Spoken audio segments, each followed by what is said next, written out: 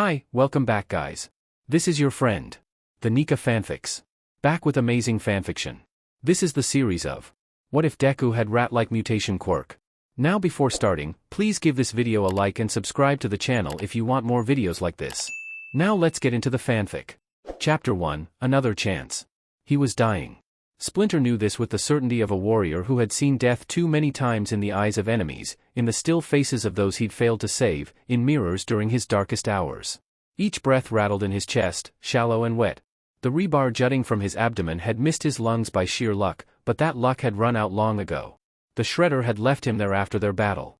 Not to die quickly, Orokusaki had never been merciful but to suffer. To know that even in his final moments, Splinter had failed to keep that monster away from his sons. He'd tried.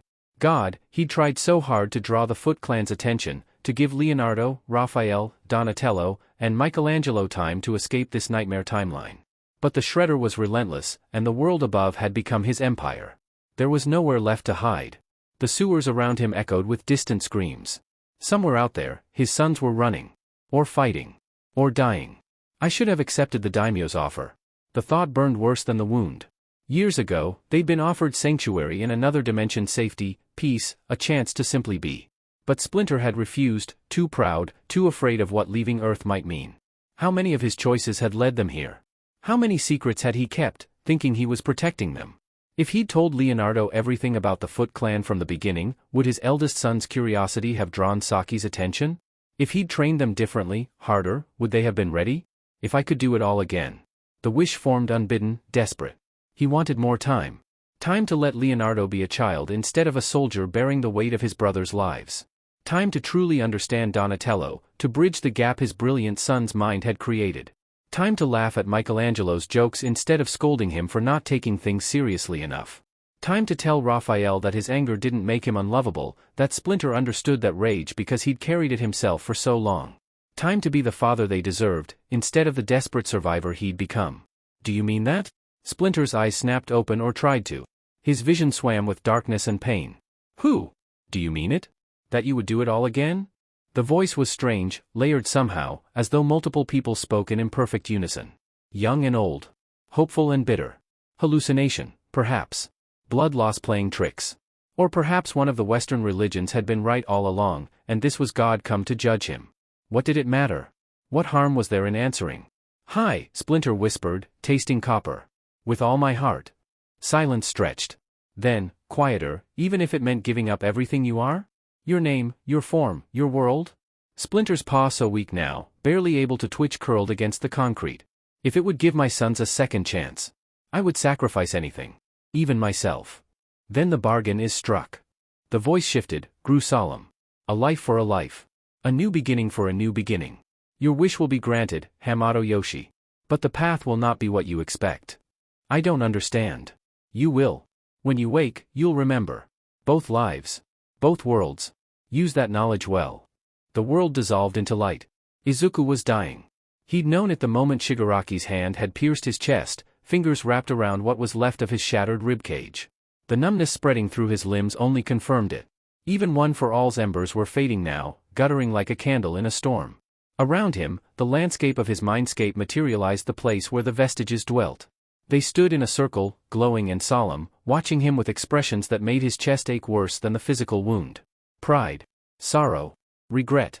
The one who looked like a younger All Might Toshinori's vestige had tears streaming down his translucent face. He must have died fighting All for One, Izuku thought distantly. I hope he made sure it stuck this time. Strange, that his last thoughts weren't of his mother, his classmates, or even of how he'd finally killed Shigaraki Tamura. All he felt was regret. Kaken was right. All Might was right. Aizawa-sensei was right. The admission tasted like ash. I can't be a hero without power, and apparently, I can't be one with it either. Bitter laughter bubbled in his chest but came out as a wet cough. Life had stopped being fair the day a doctor had told a 4-year-old boy that he'd never develop a quirk. From that moment, the world had decided Midoriya Izuku didn't deserve to be human.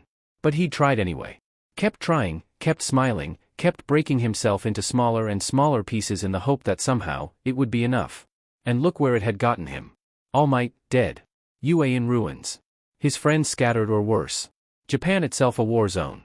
Sir Night Eye was right, Izuku thought, and the vestiges stirred in protest. I never deserved this power.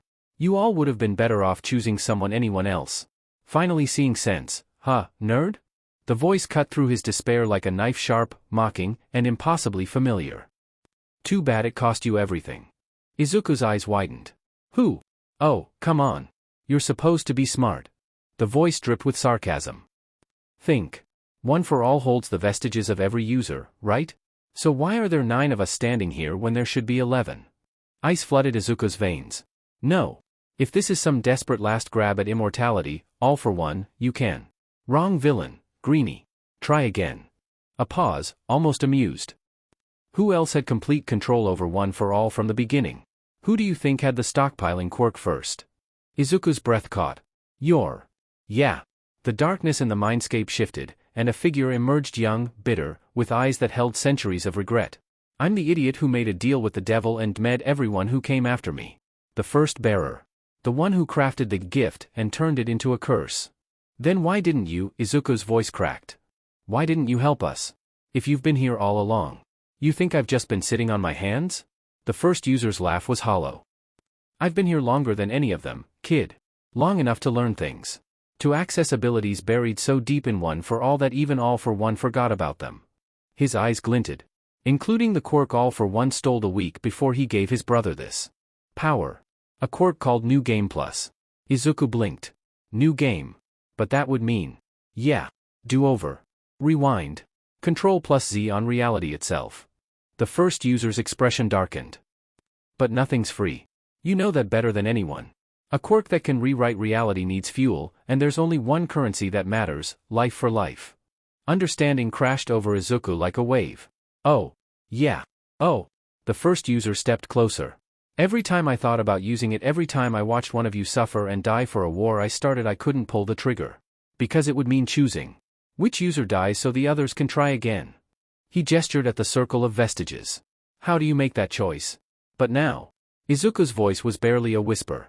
Now you're already dying. And you're not the only one. The first user's gaze pierced through him. So I'm asking, if you could change things, what would you choose?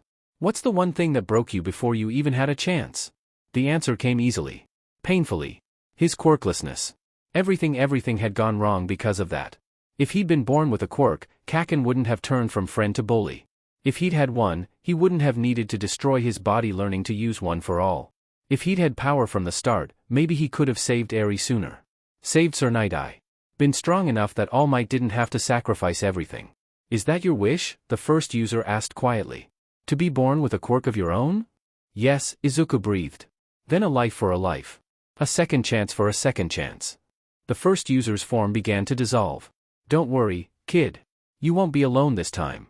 You'll have him to help you, someone who knows what it's like to lose everything and start over. Someone who understands what it means to be a teacher. Wait, what do you mean, him? Who? But the world was already dissolving into light. Inko Midoriya had always wanted to be a mother.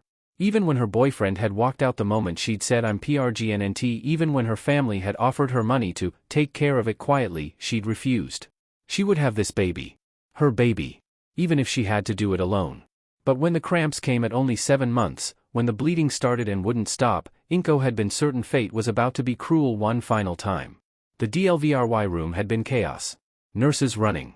Doctors barking orders. Her own voice, hoarse from screaming, begging them to save her baby, please save my baby. And then, silence. Not the terrible silence of loss, but the breathless quiet of awe. Every nurse, every doctor in the room stood frozen, staring at the tiny bundle in the head physician's hands. It's a boy, someone whispered. And he's. Inko's heart seized. What? What's wrong with him? Nothing's wrong, the doctor said quickly, but his voice was strange. Wondering. It's just. I've never seen a quirk manifest this early. At birth, no less. They placed her son in her arms, and Inko understood. He was beautiful. Soft gray-brown fur covered his small body, silky and warm. His eyes, deep, intelligent brown, blinked up at her with startling awareness for a newborn. Delicate whiskers twitched beside his tiny nose. Mouse-like ears, still slightly folded, perked atop his head. A long, slender tail curled instinctively around her wrist. Her son had a heteromorphic quirk. One that made him look like a rat. In the corner, she heard one of the younger nurses murmur something about rodent features and developmental concerns. Someone else mentioned specialized pediatricians. But Inko didn't hear them. All she saw was the way her son's tiny paw reached up toward her face. The way his eyes tracked her movements with an intensity that seemed impossible for an infant. "You're perfect," Inko whispered, tears streaming down her face as she pressed a kiss to his forehead. "My perfect boy." Because no matter what he looked like, no matter what the world would think or say, he was hers. "What will you name him?" the doctor asked gently. Inko looked down at her son, at the way he seemed to be studying her with ancient, knowing eyes. "Izuku," she said softly. "Midoriya Izuku." And in that moment, as mother and child looked at each other for the first time, two sets of memories collided: a rat who had been a father and a boy who had been a hero. The second chance had begun. Izuku had known from the moment he opened his eyes in this new life that he wasn't alone in his mind. That should have terrified him. Should have sent him into a panic, searching for the threat, the villain who'd somehow hitched a ride into his second chance. But it didn't. Maybe because he'd once shared headspace with 8 other people, their voices a constant chorus in the vestige realm once they'd gained the ability to talk to him. Compared to that, one more presence felt almost quiet. Almost. This voice, or rather, this presence, didn't speak at first. It simply existed, radiating waves of emotion that washed over Izuku's infant consciousness like a tide. Peace. Tranquility. Wonder so profound it made his tiny chest ache. And underneath it all, grief. Old, weathered grief that had fossilized into something heavy and permanent. "Who are you?" Izuku had tried to ask that first day, when his mother's face swam into view above him and the presence had recoiled with sudden, sharp fear. But there was no answer. Only that same wondering sadness, and then distance. As if whoever shared this small body with him had retreated to some far corner of their shared mind. So Izuku decided to wait. He'd learned patience in his first life, even if he'd learned it badly and far too late. He could be patient now. Besides, there were things he'd missed. Things he'd taken for granted the first time around. The steady warmth of his mother's arms. The gentle hum she made when she rocked him, not quite a song, but musical anyway. The way her fingers traced the fur along his spine with such careful tenderness, as if he were made of something precious. The quiet, bone-deep certainty that he was loved. He hadn't felt that in so long. Not since before the war, before UA fell, before everything went wrong. His mother had loved him then too, but there'd been so much between them by the end: secrets, missions, the weight of a responsibility he'd never asked for but couldn't put down. This time will be different, Izuku promised himself, drowsing in her arms as afternoon sunlight painted the apartment gold. No secrets. No distance. I'll keep her close. I'll keep her safe. The presence stirred at that thought, and for just a moment, Izuku felt something like agreement. Like an echo of his own vow, reflected back. But when Inko shifted, reaching for a bottle, the presence flinched again, that same instinctive retreat. "She won't hurt you," Izuku told them gently, pushing the thought out like he used to do with the vestiges. "I promise. She's safe." The presence hesitated. Then, so quietly he almost missed it. "I sense that, but experience tells me something different. Give me time. Please." And then they slipped away again, retreating to whatever quiet space they'd claimed in the back of Izuku's mind. Izuku felt them go and wondered what kind of life someone had to live to be afraid of a mother holding her child. It happened again 3 days later. Izuku woke from a nightmare, not a baby's formless anxiety, but a real nightmare, full of Shigaraki's rotting hands and all for one's mocking laughter and the wet sound of his own ribs cracking. He'd been crying, he realized distantly. His mother was there, her face creased with worry, and he was crying so hard he couldn't breathe. And then he wasn't. Or rather, he was, but he wasn't the one in control anymore. The transition was seamless, like sinking underwater. One moment Izuku was drowning in panic, and the next he was somewhere else. Somewhere deep and quiet that reminded him of the vestige realm, all soft darkness and distant echoes. He could still sense the world through his body, his mother's arms, the frantic rhythm of her heart against his cheek, the rumble of her voice as she murmured reassurances, but it was muted. Distant. Like watching through frosted glass. The other presence had taken over. Izuku felt them move their shared body with careful deliberation, one small paw patting Inko's shoulder, the other curling against her chest. A soft chittering sound that wasn't quite crying anymore. The tense little body gradually relaxing as the presence breathed. Just breathed, slow and measured, until the panic subsided. "Thank you," Izuku thought, still floating in that quiet dark space. The presence didn't answer, but he felt their acknowledgement. Felt, too, the edge of their own fear, as if they expected to be punished for taking control without permission. "It's okay," Izuku told them. "Really. You helped." The presence seemed to tremble at that. Then, slowly, they retreated, and Izuku found himself back in the driver's seat of his own body, exhausted but calm. His mother was still holding him, still murmuring soft reassurances. She hadn't noticed anything wrong. We're going to need to talk eventually, Izuku thought toward the presents. But whenever you're ready. No rush. The presents didn't respond, but Izuku thought he felt something like gratitude in the silence. It became a pattern after that. Whenever Izuku was overwhelmed by nightmares, by flashes of memory from his old life that his infant brain couldn't quite process, by the sheer frustration of being trapped in a body that couldn't walk or talk or do anything the other would take over. Sometimes for minutes, sometimes for hours. They never spoke during those times, but Izuku could feel their emotions bleeding through, curiosity at the world around them, wariness of anything unfamiliar, and something older than either of them combined, a weariness that came from having lived too long and lost too much. Slowly, Izuku began to learn their patterns. They liked being held, but only by Inko. They startled at loud noises. They moved their shared body with a precision that seemed impossible for an infant, as if muscle memory from another life was guiding them. And they were watching everything. Studying. Learning. Are you from somewhere without quirks? Izuku asked one day, during one of those transitions where they were both sort of present, neither fully in control. He'd noticed how the presents had startled the first time their mother had used her quirk to grab a bottle. The presents hesitated. Then, yes. What was it like? Another long pause. When the answer came, it was heavy with loss. Darker than this life. Smaller. There were no people with gifts. Only normal humans. And those of us who were not. Izuku wanted to ask more, but the presents retreated before he could form the question, and he decided not to push. Patience. He could be patient. The first time Izuku saw his reflection, he couldn't help it, he laughed. It came out as a squeaky chittering sound that made Inko look up from where she was folding laundry, but Izuku barely noticed. He was too busy staring at the mirror she'd propped against the wall, at the small, fuzzy creature blinking back at him. Soft brown-gray fur covered every inch of what used to be visible skin. Round ears sat high on his head, twitching independently. His nose was small and pink, whiskers sprouting from either side. And his tail, he had a tail, long and slender and currently curled around his own leg. I look like Principal Nedzu, Izuku thought, somewhere between amused and amazed. I wonder what he'd say about that? A soft chuckle echoed in his mind the first time he'd heard the other presents laugh.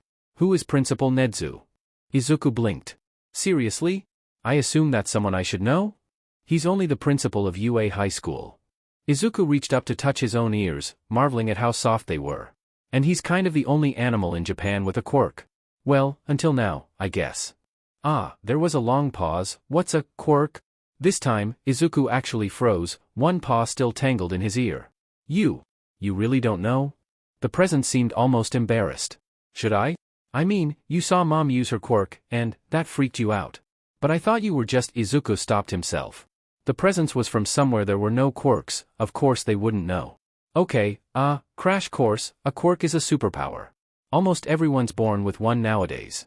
Some people can fly, some can create fire, some have extra limbs or animal features like this. He gestured at his reflection. It's what makes heroes possible. I see. The presence's voice was quiet. Thoughtful. Then someone with features like ours is not unusual? Not at all. One of the guys in what will be Class 1B at UA looks like a Sasquatch. And Counselor Hound Dog is basically a dogman. There's even a guy with a bird head. Silence. Then, so quietly Izuku almost missed it. Oh. And that one word carried so much wonder, envy, and something heartbreakingly lonely. The ache of someone who'd spent their entire life being treated as other, only to learn there was somewhere where they would have been normal. Izuku's chest tightened. Hey, he thought gently. In this life, you're not alone. Neither of us is. The presents didn't answer, but Izuku felt them watching their shared reflection for a long time after that, one small paw pressed against the glass. Time passed faster than Izuku liked. The days blurred together in a haze of feedings and naps and his mother's constant, patient love. Before he knew it, his first birthday had arrived. Hold still, sweetie. Inko huffed, wrestling him into an all-might onesie that seemed determined to resist. Izuku squeaked in protest as the fabric caught on his tail, yanking uncomfortably. The presents stirred with alarm, and for a moment Izuku felt their instinct to bite the offending cloth. Don't, he thought quickly. She's trying to help. The presents subsided reluctantly. Inko sighed, holding up the onesie with a rueful expression. Honestly, this child. I swear the store said it was for heteromorphic-type quirks. She trailed off, then carried the garment to her sewing table. All right, hold on. Mama will fix it. A few quick snips later, there was a neat hole in the back of the onesie. When she pulled it back on, Izuku's tail slipped through easily. He flicked it experimentally. Still uncomfortable, the fabric pulled weird around the base but tolerable. So this is what Ojiro deals with every day, Izuku thought with a mental groan. The presence stirred with curiosity. Ojiro, future classmate, has a tail quirk. I never thought about how annoying clothes must be for him. A pause. I had students who dealt with similar challenges, though their solution was most often simply not wearing clothes. Izuku felt his face heat up. Wait, students? You were a teacher? But the presence had already retreated, leaving Izuku with more questions than answers. He didn't have time to dwell on it, though, because Inko was zipping up the onesie and beaming at him. Perfect. Now you look adorable and comfortable. Ready to see Kaken? At the name, Izuku's ears perked up. Kaken. This time they could be friends. Real friends. He had a quirk now. He wasn't quirkless, wasn't useless Deku. Maybe Kaken wouldn't. Don't think like that, Izuku told himself firmly. This is a new chance. For both of us. The presence stirred with interest. This person is important to you? Yeah. Izuku struggled to find words. It's complicated. But I want it to be better this time. I understand, the presence said softly. Second chances are precious things. Aunt Mitsuki opened the door and immediately gasped. Oh my god, Inko, I saw the pictures, but they don't do this little cutie justice. Look at that fur. Those ears. She leaned down, eyes shining. He's beautiful. Before Inko could even respond, Mitsuki reached out and ran her fingers through the fur between Izuku's ears, scratching gently. The effect was immediate. Izuku felt the presence surge forward, not in fear this time but in something else, recognition. A pang of emotion so intense it stole his breath, longing, grief, and a tenderness so profound it made their shared eyes sting with tears. Tangshin used to do that, the presence whispered, their mental voice cracking. I didn't know how much I'd missed it. Before Izuku could respond, his body moved on its own, small paws lifting in a universal up gesture that made Mitsuki squeal with delight. And smart too. Look at him. She scooped him up, cradling him against her shoulder. The presence melted into the touch, and Izuku felt their emotions wash over him, the desperate, aching need for physical affection, for gentleness, for someone to touch them without flinching away. Who was Tangshin? Izuku asked quietly. Someone I loved very much, the presence answered. Someone I lost. They didn't elaborate, and Izuku didn't push. Katsuki. Mitsuki called toward the living room. Come say hi to Izuku. And then Kaken. Katsuki was sitting on the floor surrounded by All Might action figures, scowling at a toy that wouldn't cooperate. But the moment he looked up and saw Izuku, the scowl vanished. His whole face lit up like a sunrise. Zuku, he crowed, abandoning his toys and crawling over at impressive speed. Ka-cha. Izuku squeaked back. Inko gasped. His first word. Oh sweetie, I was getting worried. But Izuku barely heard her. Katsuki had reached them, and suddenly Izuku was being wrapped in a clumsy toddler hug, chubby arms squeezing tight. For a moment, Izuku forgot how to breathe. And then everything shifted. He felt himself sinking back, the presence surging forward with an intensity that bordered on desperation. Tears filled their shared vision, not from sadness, but from something rawer. More profound. Through his own eyes, Izuku watched a small, furred paws came up to pat Katsuki's back in slow, careful circles. The rhythm was specific, practiced, the kind of comfort learned over years of soothing frightened children. He reminds me of someone I loved very much, the presence whispered, and their mental voice was thick with tears. One of my sons. So angry at the world, and yet so very loving underneath. Just afraid to show it. Izuku's thoughts stuttered. Sons? You had. Is it all right if I stay out a little longer? The presence's question was tentative, almost pleading. Please. It was the first time they'd ever asked for anything. Izuku felt his heart, both of their hearts clench. Of course, he said softly. Stay as long as you need. Gratitude flooded through their connection, and the presence gently turned their shared body to lean against Katsuki, still making those slow comforting circles on his back. Katsuki giggled, an actual, genuine giggle, and squeezed tighter. Together, they sat in the sunlight streaming through Mitsuki's living room window, two babies, one soul divided, and for the first time in either lifetime, both felt something like peace. Later, when they were home and Inko was bustling around the kitchen preparing dinner, Izuku gathered his courage. Why did you get so sad when you saw Kaken? The presence went very still. I told you. He reminds me of one of my sons. You had children. It wasn't a question this time. Yes. The word was barely a whisper. 4 of them. They were everything to me. Izuku waited, sensing there was more. I failed them, the presence finally continued, their voice breaking. I tried so hard to keep them safe, to teach them, to Prepare them for a world that would never accept them. But in the end, I couldn't protect them from the monsters I'd made by trying to hide. And I left them. At the end, when they needed me most, I died and left them alone. The grief in their voice was so raw, so visceral, that Izuku felt his own eyes prick with tears. I'm sorry, he thought helplessly. I'm so sorry. They deserved better than me, the presence whispered. Better than a father who was too afraid, too secretive, too broken by his own past to give them the childhood they deserved. Father. So that's what they were. What he was. Please, the presence said suddenly, urgently. Don't ask me more tonight. Someday, I will tell you everything. But not tonight. I can't do this tonight. Izuku could feel the pain like a physical weight, pressing down on both of them until it was hard to breathe. Okay, he said gently. No more questions. But why don't you front for cuddle time with Mom? I think you need it more than me right now. For a long moment, there was only silence. Then, hesitantly. Are you certain? Yeah. Go ahead. She gives the best hugs. The presence accepted with a trembling kind of gratitude, slipping forward as Inko finished in the kitchen and came to scoop them up. There's my sweet boy, she murmured, settling into the couch with him cradled against her chest. Tired from your big day? The presence made a soft chirping sound and burrowed closer. Inko smiled and began to hum that same tuneless melody she always hummed, and slowly, gradually, Izuku felt the presence begin to relax. Through the haze of half-sleep, floating in that quiet dark space, Izuku felt it all, the warmth of his mother's heartbeat, steady and strong. The gentle weight of her hand on their back. And underneath it, barely perceptible, the cautious tremor of someone who hadn't felt safe in a very, very long time. I don't know your name yet, Izuku thought drowsily. And I don't know your whole story. But we're in this together now. Both of us. And I promise this time, you're not alone. The presence didn't answer, but Izuku thought maybe he felt something like hope in the silence. Tomorrow, he decided, he'd ask their name. Tomorrow, they'd start figuring out how to live as two people in one body. But tonight, they both just needed to rest. He had never been this small before. Not since. Well, ever. The last time Splinter had been this close to the ground, it had been as a pet. He was glad this time he had company, even if he'd been reluctant to share his name until a couple of days ago. Are you thinking about your old life again? Izuku's voice was soft in their shared mindscape, concerned.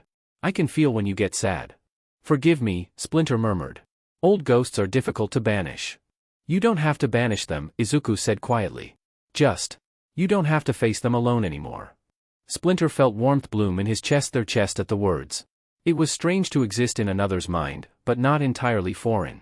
He had connected with his sons through the astral plane before, shared their thoughts and fears in moments of deep meditation. This was simply one step closer. More NTMT. More permanent. And if he was honest with himself, less lonely than he'd been in a very long time. Thank you, Izuku, he said softly. You are kinder than I deserve. That's not true, Izuku protested, but Splinter gently redirected his attention before the boy could start another of his earnest, rambling speeches about how everyone deserved kindness. They happened with increasing frequency, and while Splinter found them endearing, they had work to do. Speaking of which, Splinter looked down at their shared body, small, furred, barely a year old, and felt determination crystallize in his mind. If he was to protect Izuku in this second life, he would need strength. And strength started with something as simple and profound as standing. He shifted their weight experimentally, trying to remember the angle, the balance. It had been so long since he'd first learned to walk upright. A decade? No, longer than that, if he counted both lives. No bars to pull myself up on this time, he thought, and felt a flicker of amusement at that. Izuku's confusion rippled through their connection immediately. Bars? Were you a criminal? Despite everything, Splinter almost laughed aloud. The sound came out as a soft chittering that made Inko look up from her book across the room. No, young one. A pet, once upon a time. Wait. Izuku's mental voice sharpened with that analytical edge Splinter had learned to recognize. Were you like Principal Nedzo? An animal who gained intelligence through experimentation? No. A pause. Then, more hesitant, but you said you were a pet. And yet you're you. So something must have changed you, right? Was it like a quirk? I did not have a quirk, Izuku, Splinter said patiently, though he felt his focus slipping. It is complicated. My life operated under different rules than yours. But, Izuku. Splinter's mental voice was gentle but firm. I promise I will explain everything soon. But right now, I need you to trust me and let me concentrate. Walking upright is more difficult than I remembered. He felt Izuku's curiosity war with his natural empathy. The empathy one.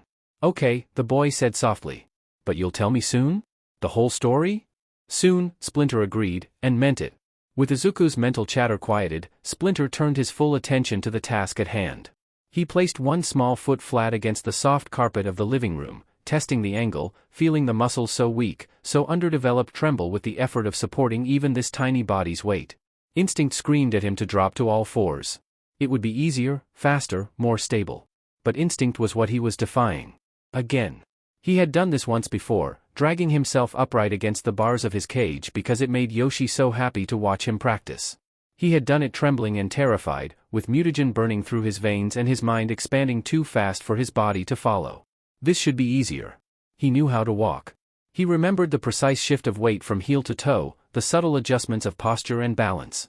But knowing and doing were two very different things. Splinter gripped the edge of the low table beside him, pulling their shared body upright. Their legs shook violently. The tail, which should have helped with balance, seemed to have its own ideas about which direction it wanted to go. You can do it. Izuku's voice was bright with encouragement. I believe in you. Your faith is touching, Splinter said dryly, but maybe misplaced. He let go of the table. For one glorious moment, he stood upright, balanced. Then their legs went out from under them and they sat down hard on their padded bottom. From the back of their shared mind, Izuku giggled. I am so glad my suffering amuses you, Splinter said, but there was no heat in it.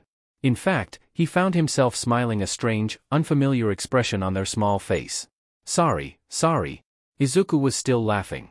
It's just you're usually so serious and wise and stuff, but right now you look like a baby duck trying to figure out what legs are for. I am a master of ninjutsu, Splinter informed him with as much dignity as he could muster while sitting on his tail.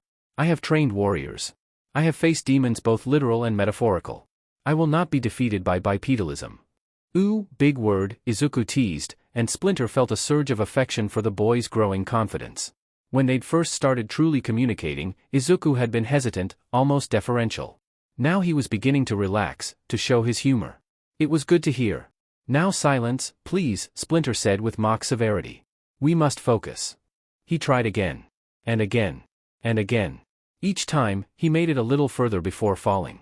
Each time, he learned something new about this body's balance, its center of gravity, the way the tail could help if he stopped fighting it and let it do its job. You're favoring your right leg, Izuku observed during one attempt. Is it stronger? Old habit, Splinter admitted, surprised the boy had noticed. In my previous life, my left leg was injured. The habit of favoring my right never truly left me, it seems. That makes sense. A pause. Does it hurt now? Our leg? No, Splinter said, and realized with wonder that it was true. No, this body is whole. Undamaged. I am merely remembering old pain that no longer exists. Then stop remembering it, Izuku said simply. This is a new life, right? New rules. New body. You don't have to carry old hurts into it. Splinter paused, one hand still gripping the table. You are very wise for one so young. I'm not that young, Izuku protested. I lived a whole life before this too, remember? Ah, but you died at what, 16? 17? I had over 20 human years in my previous life. For a rat, I am practically ancient. That's not wait, you're only 20? I suppose I don't really know. Rats don't exactly count the years. And afterwards, I suppose I just started of thinking of it as total years lived. Splinter felt amusement ripple through him. Does that bother you? No, it's just. Wow. This is so weird. Indeed. Splinter's amusement faded. Try again, Izuku encouraged. I think you almost had it that last time. Splinter nodded a strange gesture in their shared headspace and turned back to the task at hand. This time, he distributed his weight evenly between both legs. This time, he let his tail move naturally, counterbalancing. This time, he didn't think about all the times he'd fallen before, all the failures that had led him to that final, fatal confrontation with the Shredder.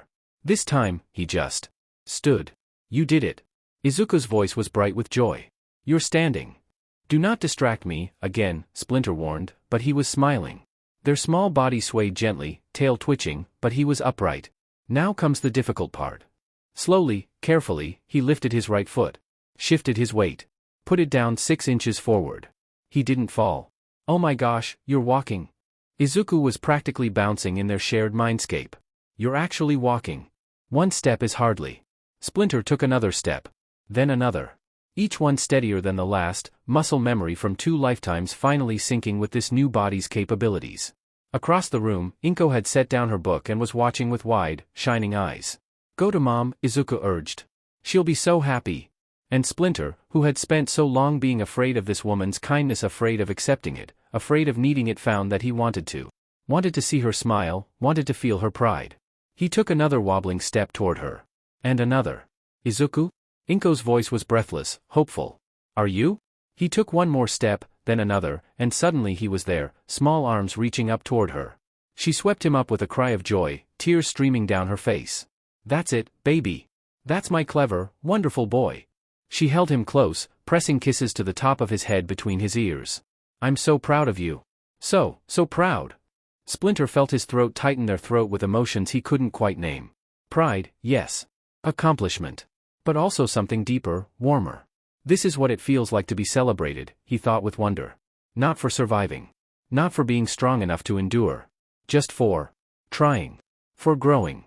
"Mom's the best," Izuku said softly, and Splinter felt the boy's love for his mother wash over him like a wave. "She always makes you feel like you can do anything."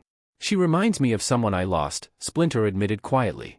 "Someone who believed in me even when I did not believe in myself." "Tangshen?" Izuku guessed. "Yes." They sat quietly in Inko's arms as she rocked them gently, murmuring praise and love. Splinter let himself sink into the moment, into the safety and warmth of it. He had failed to protect his family once. Had watched his world burn, had died alone in the dark knowing his sons faced impossible odds without him. But this was a second chance. For both of them. "Thank you," he told Izuku silently. "For sharing this with me. For accepting me. We're in this together," Izuku replied firmly. "Both of us. Partners, right?" "Partners," Splinter agreed, and felt something in his chest, something that had been broken for so long begin, finally, to heal. Inko Midoriya was not a stupid woman. She knew her son was different. Had known it from the moment the nurses had placed him in her arms, and she'd looked into eyes that seemed far too aware for a newborn. Izuku was unusual. At times, he seemed like 2 different babies sharing one small body. Sometimes he was trembling and uncertain, pressing close to her with a desperation that broke her heart. Other times, he moved with a strange precision, studied the world with ancient eyes, and seemed to be thinking thoughts far beyond what any infant should be capable of. She'd noticed it. Especially at Katsuki's first birthday party. The way Izuku had looked at the Bakugo boy, not with simple baby joy, but with something deeper. Sadness. Longing. And maybe recognition? And then there was the crying. Not the normal fussing of an infant, but the kind of sobbing that sounded like grief. Like her baby was mourning something he'd lost. Inko had held him through those episodes, murmuring reassurances she wasn't sure he understood, feeling helpless and confused and fiercely protective all at once. But she'd also seen the way Izuku had immediately bonded with Katsuki afterward, the way he gentled in that moment, small paws patting Katsuki's back in circles that seemed too deliberate, too practiced for a baby who'd never comforted anyone before. Now, watching her son grip the wall and wobble, fall and get back up with a determination that seemed almost adult in its intensity, Inko felt her heart clench. "What happened to you, baby?" she wondered. "What are you carrying that makes you so serious, so sad sometimes?" But then Izuku looked up at her, really looked, with those deep brown eyes that seemed to see straight into her soul, and took one shaky step toward her. Then another. The smile that lit up his small face was the most beautiful thing she had ever seen. Pure joy, untainted by whatever shadows sometimes clouded his gaze. Inko clapped her hands, cheering, tears streaming down her face. "That's it, Izuku. That's my clever boy." When he reached her and she swept him into her arms, she felt him relax against her in a way that was different from usual. Less desperate. More trusting. "Good," she thought fiercely, pressing a kiss between his ears. "Whatever you're dealing with, whatever makes you different, you're mine. You're my son. And I will love you and protect you and help you figure it all out, even if I don't understand. I'm so proud of you," she whispered into his soft fur. So proud. "My special, wonderful, perfect boy." She felt him burrow closer, small paws gripping her shirt, and heard a sound that might have been a sob or might have been a sigh of relief. Inko held him tighter and decided that it didn't matter if Izuku was different from other babies. It didn't matter if sometimes he seemed older than his months, or if he understood more than he should, or if there were shadows in his eyes that no child should have. He was hers. And that was all that mattered. He was no hero. Let that be understood from the start. Whatever lies the history books might tell, whatever legends the vestiges whispered to their successors in the quiet moments before battle, it was all built on a foundation of convenient omissions and comfortable myths. The truth was simpler and uglier. The first bearer of the stockpile quirk was not a victim who became a champion. He was a criminal who became a ghost. Long before the age of heroes, before quirks had earned their sanitized name, before society decided whether meta-abilities were miracles or mutations, he was known simply as Oyabun. Father. Boss. Protector. His men called him Aniki Big Brother and followed him with the loyalty of those who had nowhere else to go. The rest of the city called him monster and crossed to the other side of the street when his shadow fell across their path. This was the first generation, when meta-abilities bloomed like poisonous flowers across Japan. One day the world was normal, comprehensible, human. The next, a child was born with eyes that glowed like embers. Another could freeze water with a touch. A third left scorch marks on everything they held. The world tore itself apart trying to understand. People feared what they could not control, and fear bred violence. Meta-ability users were beaten in the streets, driven from their homes, subjected to experimental treatments that were little more than torture.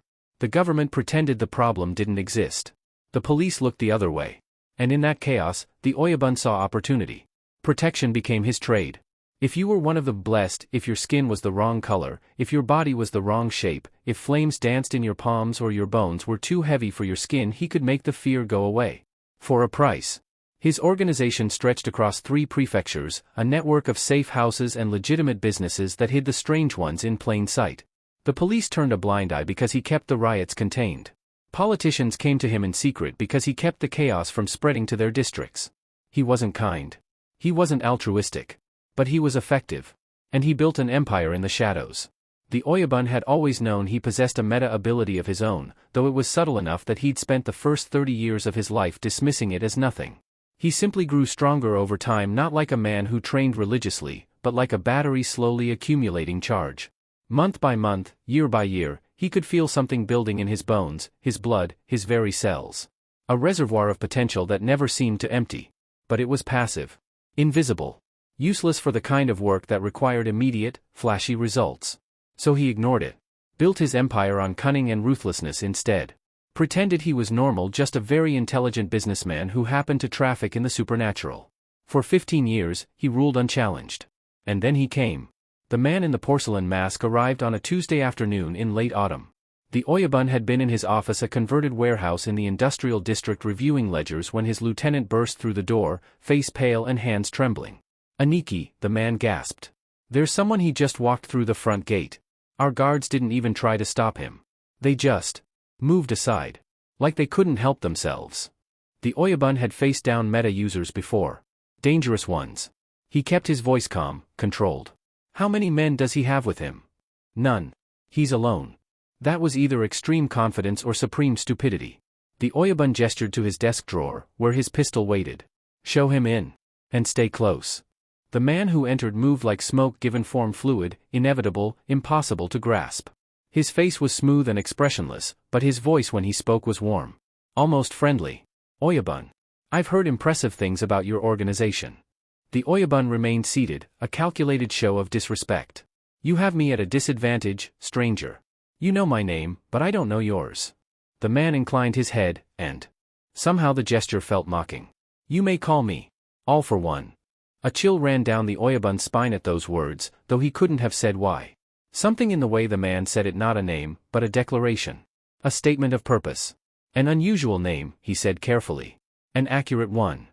The man settled into the chair across from him without being invited, and the Oyabun's lieutenant made an aborted movement toward his weapon. "Please, there's no need for violence. I'm here to discuss business." "What kind of business?" "The kind that benefits us both." All for One leaned back, perfectly relaxed in a way that suggested he had nothing to fear from this place or these people. "You and I are not so different, Oyabun. We both bring order to chaos. We both protect those whom society has abandoned, though I suspect our motivations differ somewhat." "I'm a businessman," the Oyabun said flatly. "Nothing more." Of course, of course." The man tilted his head and the Oyabun had the unsettling sensation of being studied like a specimen under glass. "But tell me, how much of your time is spent managing the symptoms of the problem rather than the cause? How many resources do you burn keeping your clients hidden, keeping them safe from mobs and government agents?" "That's the nature of the work. But it doesn't have to be." All for One leaned forward, and the temperature in the room seemed to drop. You see, I have a meta ability that allows me to redistribute power. For the right price, loyalty, service, or simple currency, I can remove the quirks that cause so much fear. Give your clients normal lives. Make their problems disappear entirely. The Oyabun had dealt with enough con men to recognize the pitch. But something in All for One's voice suggested this was no con. This was a man stating simple facts. That's quite a claim. I can prove it, if you'd like. I'm sure you have clients who would prefer to be normal. Bring me one, and I'll demonstrate. A pause. Free of charge, even. Consider it a professional courtesy. The Oyabun's instincts were screaming at him to refuse, to throw this man out, to put a bullet in that porcelain mask and be done with it. But his curiosity was stronger. I'll consider your offer, he said. Was there anything else? Actually, yes. All for One's attention sharpened, focused with an intensity that made the air feel heavy. Tell me about your own ability. The one you've been so careful to hide. The Oyabun's hand drifted toward his desk drawer. I don't know what you mean. Please. And now there was amusement in the voice behind the mask. I can see it. You're practically glowing with stored energy decades worth, from what I can tell. A stockpile quirk, if I'm not mistaken. Though you've never learned to access what you've accumulated. A considering pause. What a waste. Even if that were true, the Oyabun said slowly, why would it matter to you? Because I collect interesting abilities. And yours is very interesting. All for One stood, and suddenly the office felt much smaller, the walls closer, the air thinner.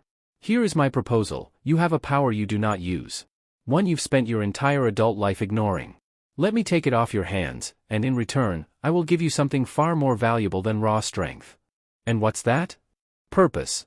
The word hung in the air like a promise or a threat. A place in the new world I'm building. A world where people like you and I don't have to hide in the shadows anymore. The Oyabun should have refused. Should have called his guards, pulled his gun, done something. But he was a proud man. A foolish man who had spent 15 years building an empire and convincing himself he was untouchable. And more than that, he was curious. Curious what this accumulated energy actually was. Curious what it might be worth. Curious what kind of world this mysterious stranger was building. One demonstration first, he said. Prove your power is real, and we'll talk. Behind the porcelain mask, All for One smiled. The Oyabun was certain of it, though he couldn't see it. Of course, the demon said. I'll return tomorrow.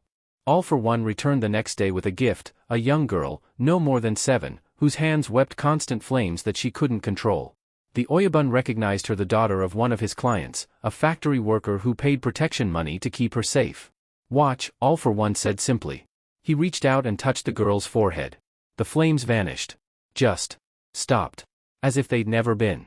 The girl stared at her normal, unburned hands and burst into tears of relief. The Oyabun felt his mouth go dry. You really can. Remove meta abilities? Yes. Store them? Also yes. And All for One turned his masked face toward the Oyabun's lieutenant, who was standing guard by the door. Give them to others. He quickly grabbed the lieutenant's hand, he screamed, and suddenly the lieutenant's hands ignited with the same flames the girl had just lost. The man dropped to his knees, staring at his burning palms in horror. Stop it, the Oyabun snapped, half rising from his chair. You've made your point. All for One touched the lieutenant again and the flames vanished. The lieutenant collapsed, gasping. Impressive, isn't it? All for One said conversationally. The applications are endless. I could make your entire organization superhuman. Or strip every meta user in the city of their powers. Or, he turned back to the Oyabun. I could take that useless stockpile meta ability of yours and give you something more practical in return. The smart play was to refuse. To recognize the threat this man represented and eliminate it before it grew. What would you give me in return? What would you like? Strength? Speed? The ability to control minds, perhaps? I have almost 100 meta abilities in my collection. And you'd just give me one? Out of generosity? Not generosity. All for One's voice hardened slightly. Loyalty. Work for me. Help me build the new world. And I'll make you powerful beyond your current imagination.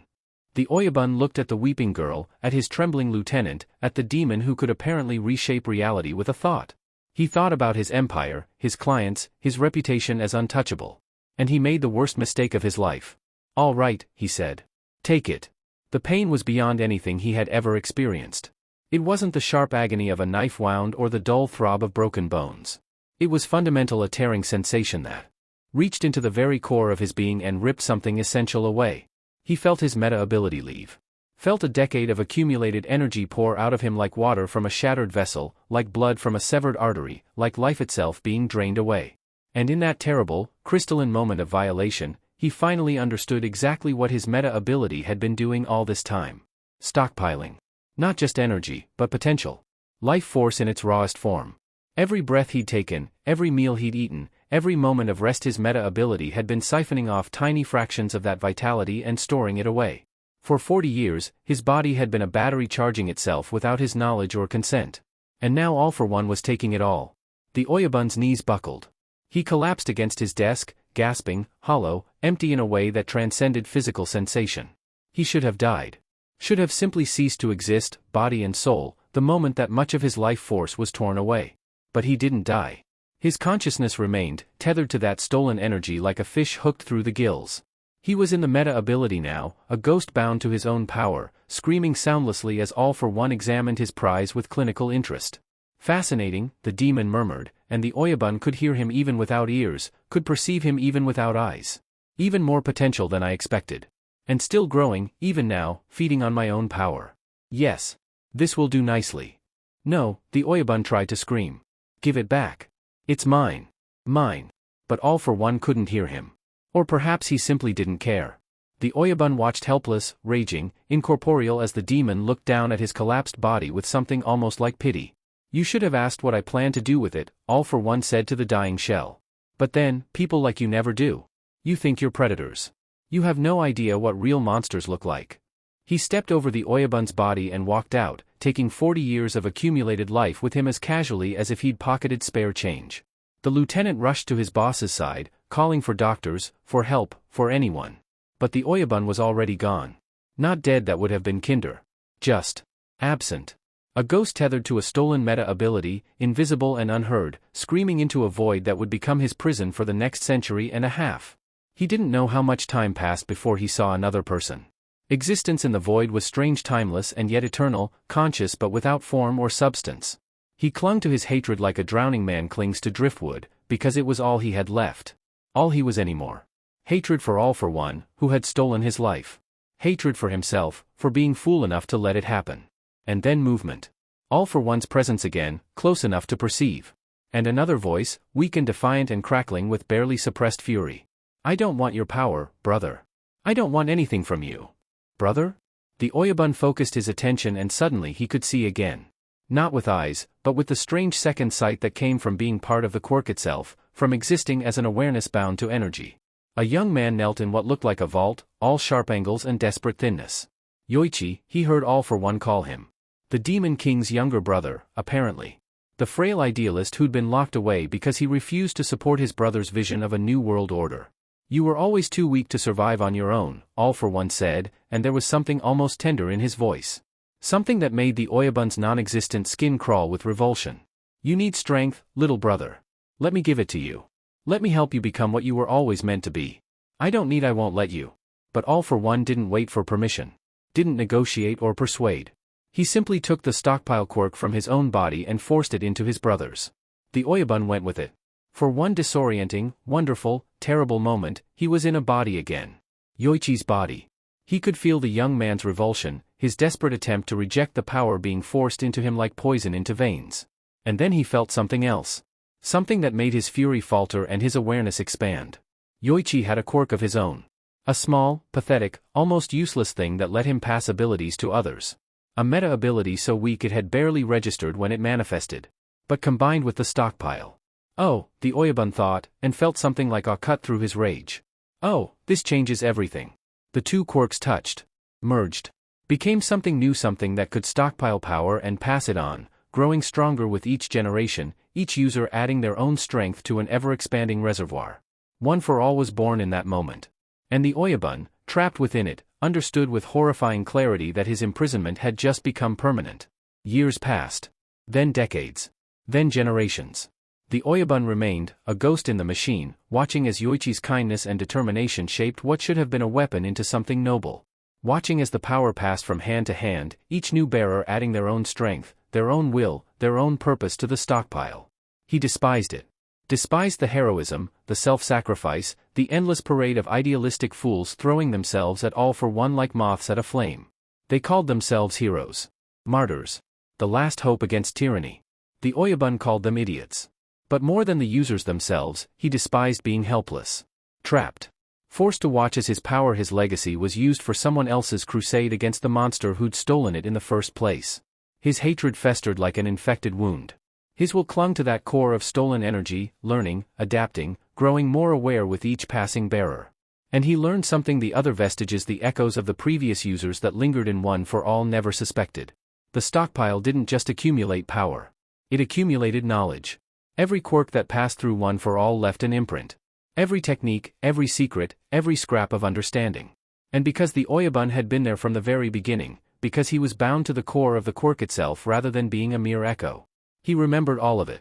By the time the sixth bearer died and passed the torch to a woman named Nana Shimura, the Oyabun had become something more than a ghost. He had become the quirk's memory. Its hidden consciousness. The dark foundation upon which all the shining heroism was built. And he had learned to perceive things the others could not. Including the quirks that All for One had stolen before taking the stockpile. The abilities that had passed through the Demon King's hands in those early, chaotic days of the meta-ability emergence, quirks that had briefly touched the stockpile before being stored away in All for One's vast collection. One in particular caught his attention. New Game Plus. A reality-warping meta-ability, taken from a precognitive in Osaka who'd tried to use it to prevent her own death. It hadn't worked, the cost was too high, the conditions too specific, the price too terrible. A life for a life. Perfect balance. The sacrifice had to be willing, aware, and given with full understanding of what they were trading. All for One had deemed it too expensive and tucked it away, never realizing its true potential. But the Oyabun realized. He studied it for decades while the war between All for One and One for All's bearers raged above his awareness. Learned its mechanisms, understood its rules, mapped out its possibilities. And slowly, inevitably, a plan formed. If he could access New Game Plus, if he could somehow activate a quirk that All for One had taken over a century ago, using the knowledge stored in One for All as a key, he could rewrite everything. Undo All for One's victory. Give his power back to himself. Take revenge for a century and a half of imprisonment. But there was a problem, and it was insurmountable. The cost. A life for a life. Someone had to die willingly, knowingly for the quirk to activate. And the only person who had potential access to New Game Plus was currently residing in the body of the eighth bearer, a skeleton of a man named Toshinori Yagi who was already dying by inches from an old wound. The Oyabun waited, patient in his prison, watching All Might's slow decline. Perhaps when the symbol of peace finally fell, when he passed One for All to a successor, the Oyabun could use that moment, that transfer of power, to access New Game Plus and reshape reality. It was a thin hope. Desperate. Unlikely to work. But it was all he had. And then the ninth bearer was chosen, and everything changed. The Oyabun had not expected to care about Midoriya Izuku. He'd watched 8 other bearers live, felt their pain and triumph and ultimate failure from his prison in the quirk's core, and remained unmoved. They were tools. Vessels. Temporary custodians of what was rightfully his. But Izuku was different. Where the others had wielded One for All like a sword, a weapon to be mastered and controlled, Izuku treated it like a conversation. His analytical mind touched every corner of the vestige realm, reaching out to each of the previous users, trying to understand them not as echoes or sources of power but as people. And in doing so, he brushed against the Oyabun's consciousness. The boy had felt him there, lurking in the deepest, darkest part of One for All where even the other vestiges didn't venture. And instead of recoiling, instead of being afraid, Izuku had reached out with curiosity and something the Oyabun hadn't felt directed at him in over a century. Compassion. "I know someone's there," the boy had whispered once, during a meditation session after a brutal training day. "I can feel you. I don't know who you are, but you don't have to hide. Not from me." The Oyabun should have ignored him. Should have remained silent, hidden, waiting for his chance to use New Game Plus when the moment came. But he'd been alone for so long. A century and a half of isolation, watching lives unfold from behind a wall of silence. No one to talk to.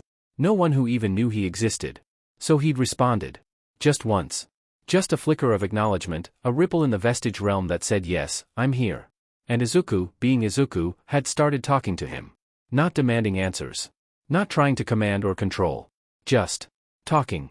Sharing his thoughts, his fears, his dreams of becoming a hero despite being born quirkless.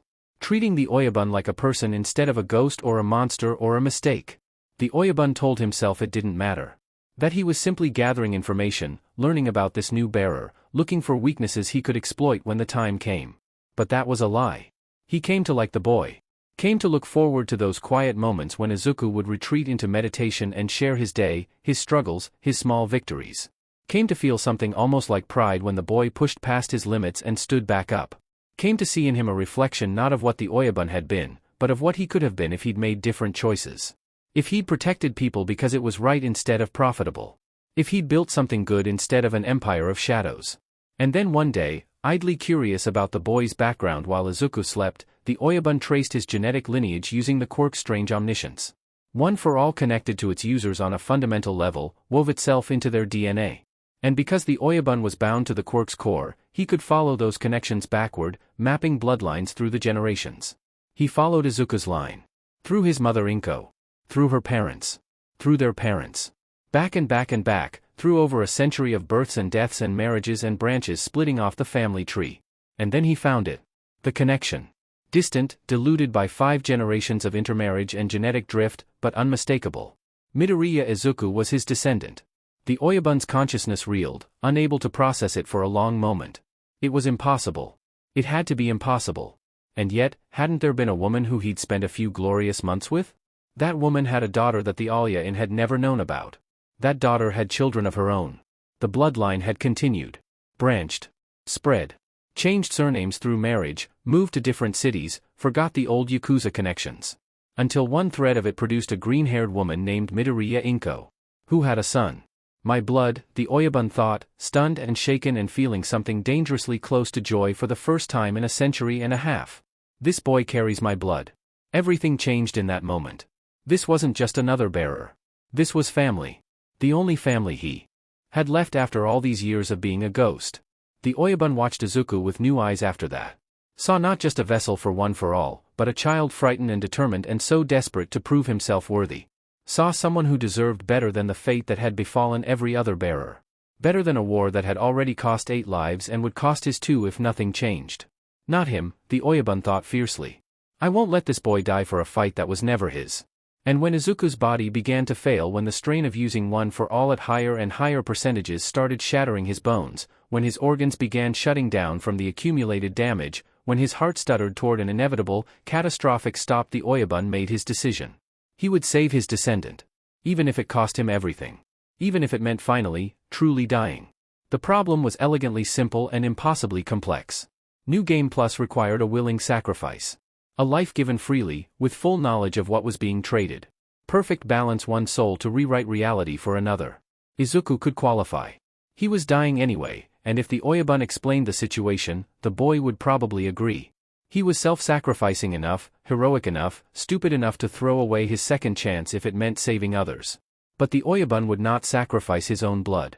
Would not ask this boy, this child who'd shown him kindness when no one else even knew he existed, to give up his chance at life. There had to be another way. The Oyabun turned his full attention to New Game Plus, studying it with an intensity he'd rarely felt even in his original life. He needed to understand not just what it did, but how it did it. The mechanics. The underlying principles. And after weeks of subjective time spent examining the quirk structure, time moved strangely in the vestige realm. He found something. A loophole. New Game Plus didn't just rewrite one person's timeline. It was more powerful than that, more expansive. The quirk could access other timelines. Adjacent realities. Parallel worlds where history had unfolded differently. If he looked hard enough, if he pushed the quirk to its absolute limits, he could find another soul. Someone in a different reality who was dying, someone filled with regret, someone who would willingly trade their life for a chance to fix their mistakes. It would cost more, require more energy, more precision, more of his own fading consciousness to bridge the gap between worlds. But it was possible. The Oyabun began to search. He sent his awareness out through the cracks between realities that New Game Plus revealed, sifting through hundreds of dying moments across dozens of parallel worlds. Most were useless people dying suddenly, without warning or regret. Others had regrets but nothing worth trading their existence for. He needed something specific. Someone whose desperation matched his own. Someone whose love for their family burned bright enough to make any sacrifice worthwhile. Weeks became months in subjective time. The search was exhausting, draining what little remained of his consciousness like water leaking from a cracked vessel. And then, finally, he found it. In a reality adjacent to his own, similar enough to be compatible, different enough to be strange, a dying warrior lay impaled on rebar in an abandoned sewer. Not human. Hamato Splinter. The Oyabun watched the creature's final moments and saw. For sons, raised in secret beneath a hostile city. A lifetime spent teaching them to fight, to survive, to be strong enough to face a world that would never accept them. A war that came too soon, an enemy too powerful to defeat. And at the end, watching his sons flee into a doomed wasteland while he lay dying in the dark. The regret that poured off the dying warrior was palpable. A father's grief, overwhelming and absolute. If I could do it again, I would change everything. I would accept the daimyo's offer of sanctuary. I would tell them the truth about the Foot Clan. I would train them differently, love them better, give them childhoods instead of preparing them for war. If I could have a second chance. The Oyabun reached across realities, his consciousness stretching thin, and spoke. Do you mean that? The dying warrior's eyes snapped open or tried to. His vision was fading, consciousness fragmenting, but the Oyabun's voice cut through the gathering darkness like a blade. Who? Splinter's mental voice was weak, confused. Do you mean it? That you would do it all again? The Oyabun kept his tone gentle, almost kind. This required a willing sacrifice, after all. Coercion would break the bargain. That you would trade everything for a chance to save your sons? Yes, the word was barely a breath, but it carried absolute conviction. With all my heart. Even if it meant giving up everything you are? The Oyabun pressed. Your name, your form, your world? There would be no going back. No returning to this timeline. You would cease to exist here entirely. Splinter's consciousness flickered, wavering on the edge of death. But his resolve didn't waver. If it would give my sons a second chance. If they could live in a world without war, without fear. I would sacrifice anything. Even myself. The Oyabun felt something in his chest, or what passed for a chest in his ghostly existence, tighten with emotion he'd thought himself incapable of anymore. This warrior understood. Truly understood what it meant to love someone more than your own existence. Your sons, he said carefully. What if I told you they could exist in this new reality? Not the same, perhaps. Different circumstances, different lives. But alive. Would that be acceptable? Splinter's consciousness seized on that hope like a drowning man grabbing a rope. They would live? Truly live? Not just survive. They would have a chance. The Oyabun couldn't promise more than that. Rewriting reality had limits. I cannot control every detail of the new timeline. But I can ensure that souls matching theirs exist somewhere in the new world. That they have opportunities your world denied them. Then yes. No hesitation. No doubt. Whatever the cost. Whatever you need from me. The Oyabun smiled, a strange expression for a being without a face. Then the bargain is struck. A life for a life. A new beginning for a new beginning. Your sacrifice will save too, yourself, reborn into a better world. And my descendant, given the strength he needs to survive his own. I don't understand. You will. When you wake, you'll remember both lives. Both worlds. Use that knowledge well, warrior. The Oyabun gathered every scrap of power he'd accumulated over a century and a half. Pulled on New Game Plus with everything he had. Reached across the gap between realities and pulled Splinter's dying soul toward him. The warrior's life force, freely given, became the fuel. And reality began to bend. Izuku had just turned 2, and he should have been happy. This time around, Katsuki didn't hate him. Not yet, anyway. Splinter had insisted that they call him Katsuki, at least in their thoughts, if not aloud until their speech improved. It's a matter of respect, Splinter had said, tone patient but firm. Izuku couldn't disagree, but the change left a sour taste in his mouth. Every adjustment he made, every word, every thought felt like sanding away the last pieces of who he'd been. It wasn't fair. He'd always known that part of why Katsuki hated him was because being quirkless made him weak. But now? He wasn't weak anymore. He could feel the power rippling through the muscles under his fur, the sharp curve of his claws, the strength in his small limbs. He could hear everything too much, sometimes, and smell things he'd rather not. And yet, sometimes when he looked down at his claws, his stomach twisted. Not mine. Just like Blackwhip had never felt his. When the new senses overwhelmed him, when the scents were too strong or the sounds too sharp, he thought of Jairu, of Shoji, and wondered if they had ever felt this helpless. He remembered that Nedzu had once spoken of how difficult it was to live between human and animal instinct. For the first time, he understood. But worst of all, right now, his teeth ached. Why do our teeth ache? He whined without thinking, not noticing how his mother froze in the doorway. Our? She couldn't help thinking. Apologies, I had forgotten. We have rat teeth, child. They are constantly growing. At least, mine did, until my mutation. Splinter says gently. Izuku blinked. What do you mean our teeth are going to keep growing? And then a much deeper voice, we should ask your mother for something for the pain. Inko gave her son a considering look and quietly reached for the old psychology textbook she'd kept from university. Your mother?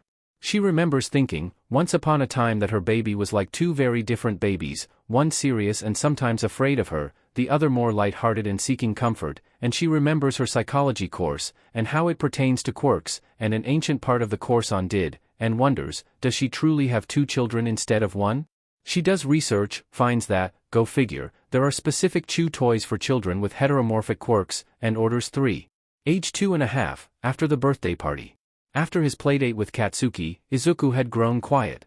Withdrawn in a way that felt too old for a child his age. Late that night, she heard his muffled voice through the door. I'm frustrated. It's not fair, he sniffled. I knew having a quirk would make Katsuki not hate me, but, why? It's not fair. Inko froze. Her boy's voice was high and childish until another answered, deeper, calm. Calm yourself, Izuku. I know it is difficult to see him changed. Do you not think it is difficult for me as well? If he is who I suspect, do you not think I would want him to both recognize me and not at the same time? It hurts to see one I cared for become so different and know it is because he does not remember me. Her hand went to her mouth. What on earth? She retreated to her bedroom and began to write it all down. At the top of the page, she titled it, Differences Between the Two Personalities. Later that night, she hears whimpering and gets up to check on Izuku, and of course, she rushes to his room to see his little claws stuck in the wall, having gouged deep furrows. Leave them alone, the littler voice says. I will end you. The deeper voice says, and then more snarling, growling, and whimpers. Please, we don't want to die. And her heart breaks. Gently, she pulls their claws from the wall and hums as she rocks him. It's okay, baby, mommy is here. Cloudy brown eyes open, look at her, his little nose twitches, and then. Careful, our claws can hurt. We hurt someone once, he sounds almost proud of that, gave him a scar to remember. She didn't speak, just rocked them gently, humming until both voices stilled. Later, she wrote it down. She'd started noticing the other one's habits. A small, slightly chewed block of cheese tucked under the mattress. A hoard of buttons and shiny objects hidden in a drawer. And once, the linen closet transformed blankets, pillows, even one of her scarves piled into a dark corner, a soft little nest where she sometimes found him asleep. Her Izuku didn't hide food. But the other one clearly thought such precautions were necessary. Once, when she brushed his fur, he hissed low in his throat a sharp, instinctive sound that startled them both. Age 3. Splinter tried to focus, drawing in a slow, meditative breath, just as he had taught his sons long ago. Inhale. Exhale. His small chest rose and fell, the tickle of fur at his nose distracting him. He tried to shut it out, tried to retreat into the quiet of his mind. But the body would not obey. The pulse in his ears thundered. His tail twitched, betraying agitation. The faint scent of soap and dust set his nose itching. A child's wail echoed from the apartment above, shrill and insistent, and he flinched at the sound, claws curling into the pajamas that Izuku's mother forced on them. He hates that he has to wear clothing now, even if he understands it. He squeezed his eyes shut, desperate for the calm that meditation had always brought him. But his heart only beat faster, his small body anxious and restless, unable to find the stillness he craved. Frustration boiled up a hot, unfamiliar surge, nothing like the patience he had cultivated over decades. Finally, he snapped. A sharp, inhuman sound tore from his throat, and he slammed his little fists against the floor. The pain was dull, unsatisfying, but it startled Izuku enough to draw him forward, blinking away Splinter's presence with a hiccup. Age 3.5. One night, Inko woke to find him perfectly still on the living room floor, legs crossed, eyes half closed. She panicked, shaking him until one eye opened lazily. I am fine, said the deeper voice. Just meditating. Izuku is sleeping. Who are you? She whispered. He smiled faintly. A protector. That night, she couldn't sleep. Either her son had split himself in two to survive or his quirk was far more than physical. She didn't know which frightened her more. Age 4, the letter. She caught him at the kitchen table one morning, tongue poking out in concentration as he carefully wrote something on a piece of paper. What ya doing, sweetie? Writing a fan letter to Principal Nedzu. Izuku chirped, and his voice was bright and innocent. I wanted to show him I'm a fan. He'd included a picture of himself, 'cause I think he'd find it funny how much we look alike. He'd said when she asked why. Inko picked up the letter after he'd gone to play, skimming through it with a mother's fond indulgence. Dear Mr. Principal Nedzu. Hi. My name is Izuku Midoriya, and I'm a huge fan of yours. I think you're amazing. I love how smart you are and how you help so many people learn at UA. And your fur looks so luxurious in all the photos. Mine is, okay, I guess, but it gets all fluffy when it's humid, and I don't like brushing it because the brush catches on my ears. Mom says I have to anyway. I'm learning to write, but it's really hard with paws. The pencil keeps slipping, and sometimes my claws poke through the paper. Do you have that problem? I bet you don't because you're so much better at everything. I wanted to ask what's it like being so smart? Does it ever get lonely? Mom says being different can be hard sometimes, but that it's okay because everyone is different in their own way. I think you must be very brave. I hope maybe one day I could visit UA and see all the amazing things you do. Your biggest fan, Izuku Midoriya. P.S. I included a picture of me so you could see. We look kind of similar, don't we? Inko smiled at the innocence of it, until she noticed something odd. Certain letters were bolded. Others had strange little marks above them, marks that could have been mistaken for smudges or mistakes. She grabbed a pencil and started circling them, her hands beginning to shake as a pattern emerged. The bolded letters, read in order, KINGLIVES. The marked letters, when isolated, CHECKMATECOMING. She read it again. And again. King lives. Checkmate coming. What kind of 4-year-old? She decided to send the letter anyway. Nedzu stared at the letter, tea cooling beside his paw. He'd read it 3 times. On the surface, it was simply endearing, a small child's admiration, complete with a cute picture and complaints about grooming fur. But Nedzu hadn't survived this long by taking things at face value. The cipher took him mere minutes to decode. King lives. Checkmate coming. His fur bristled. Impossible, he whispered. Tashinori said he was gone. Nedzu? Ryo Inui Hound Dog appeared in the doorway, recovery girl behind him. You called? Wordlessly, Nedzu handed over the letter. Hound Dog skimmed it, snorted. Cute kid. Looks a bit like you. Got a secret family we should know about? Read between the lines, Nedzu murmured. Hound Dog's brow furrowed. His tail stiffened as he pieced the code together. How? That, Nedzu said, eyes distant, is exactly what I intend to find out. Age 4.5, playtime. Inko had sent them to the playgroup. He didn't know why. He didn't know how to play, neither of them did. I do not understand what it is we are meant to do, Splinter said patiently. Don't ask me, I never played with anyone other than Katsuki, and that was mostly just doing things that he wanted to do. Splinter sighed, why don't we look for something you enjoy at least then? They looked around, trying to find a quiet corner, perhaps to curl up in, when they saw her. A pink-haired toddler sat on the carpet, goggles too big for her face, snapping together plastic blocks with manic focus. The structure taking shape was oddly complex, a boxy, armored vehicle that looked nothing like the castles and towers the other children made. Splinter froze. He knew that shape. Knew it in his bones. The battle shell. A small, broken sound escaped him, half whimper, half gasp. May's head jerked up. For one brief, impossible second, the brightness in her eyes dimmed, replaced by a strange, deep recognition far too knowing for a child. Neither spoke. They simply stared. And in that quiet, Splinter felt something inside him break and heal all at once. Because at least one of his sons was here. Different. But alive. Her baby had been so very quiet since she'd picked him up from playgroup. Both voices within him were quiet, Inko realized. The usual shift that she'd come to recognize even when they didn't speak aloud, the gentle back and forth between her son and his protector, was gone. Just silence. She'd been reading everything she could find about Did since the confession. Dissociative identity disorder didn't quite fit. This wasn't trauma-induced fragmentation, but something else entirely. Almost as if he were 2 complete souls sharing one body. Should she ask if the protector had a different name? Would he pretend not to know what she meant, or would he tell her? And if she asked, would Izuku or his protector be the one who answered? She took a breath and knelt down to her son's level. You know you can tell me anything, right, Izuku? He looked up, and his brown eyes looked far too ancient for a 4-year-old. She knew it was the protector. You are a good mother to us, he said softly, careful with every word. Even if I am not very good at being a son. Inko's heart cracked. She scooped him up without hesitation and carried him to the couch, settling him in her lap. Her fingers found the spot between his ears, rubbing gently in the way she'd learned calmed him. How could you say such a thing, she whispered. You know I love you regardless of how you act, what you look like, or even if you don't know how to be a child. You love Izuku. His voice was so small. You do not know me. Then let me fix that. She tilted his chin up, meeting his gaze. Do you have a name? He hesitated. She could see the war behind his eyes, the fear of rejection, the desperate hope for acceptance.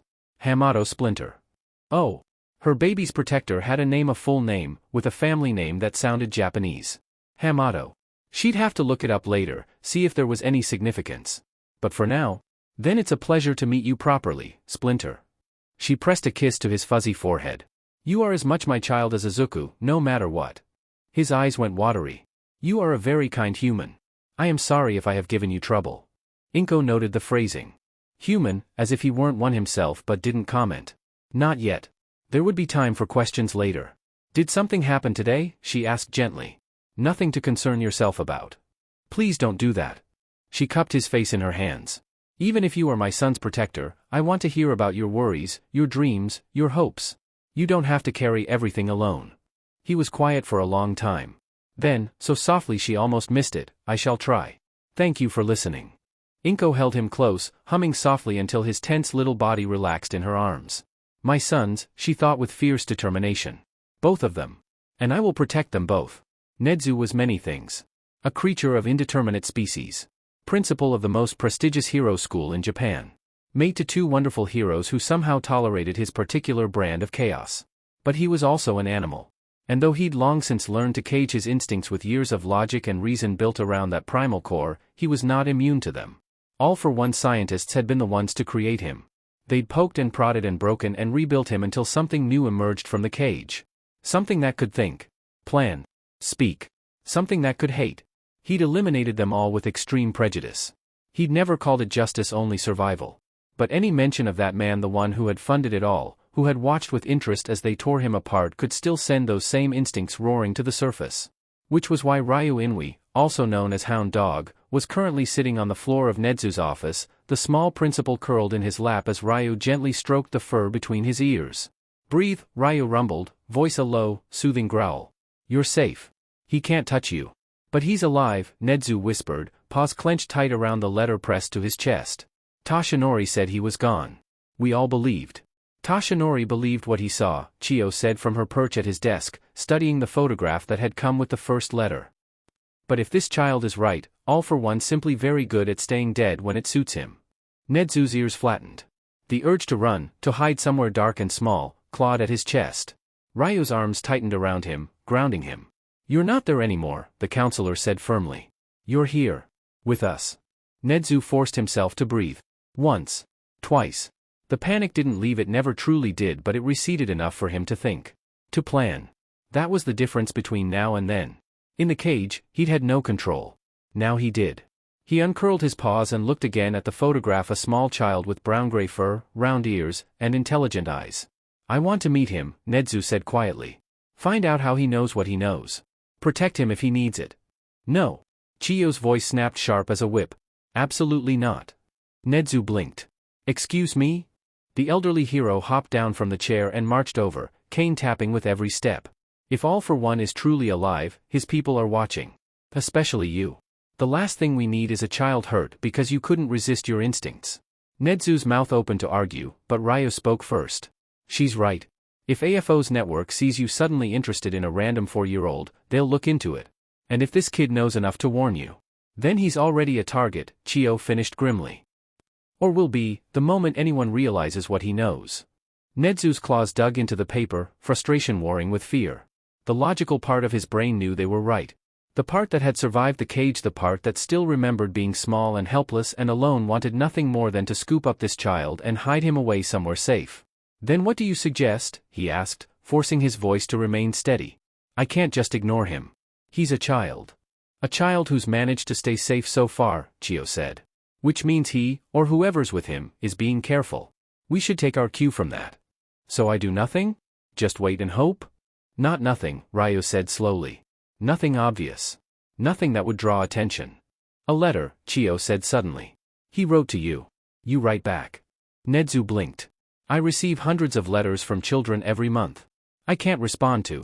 You can now, Chiyo interrupted. Start a correspondence. Give him a way to reach you if he needs help quietly. Ryu nodded. Make it a mentorship program. You've talked about one for years.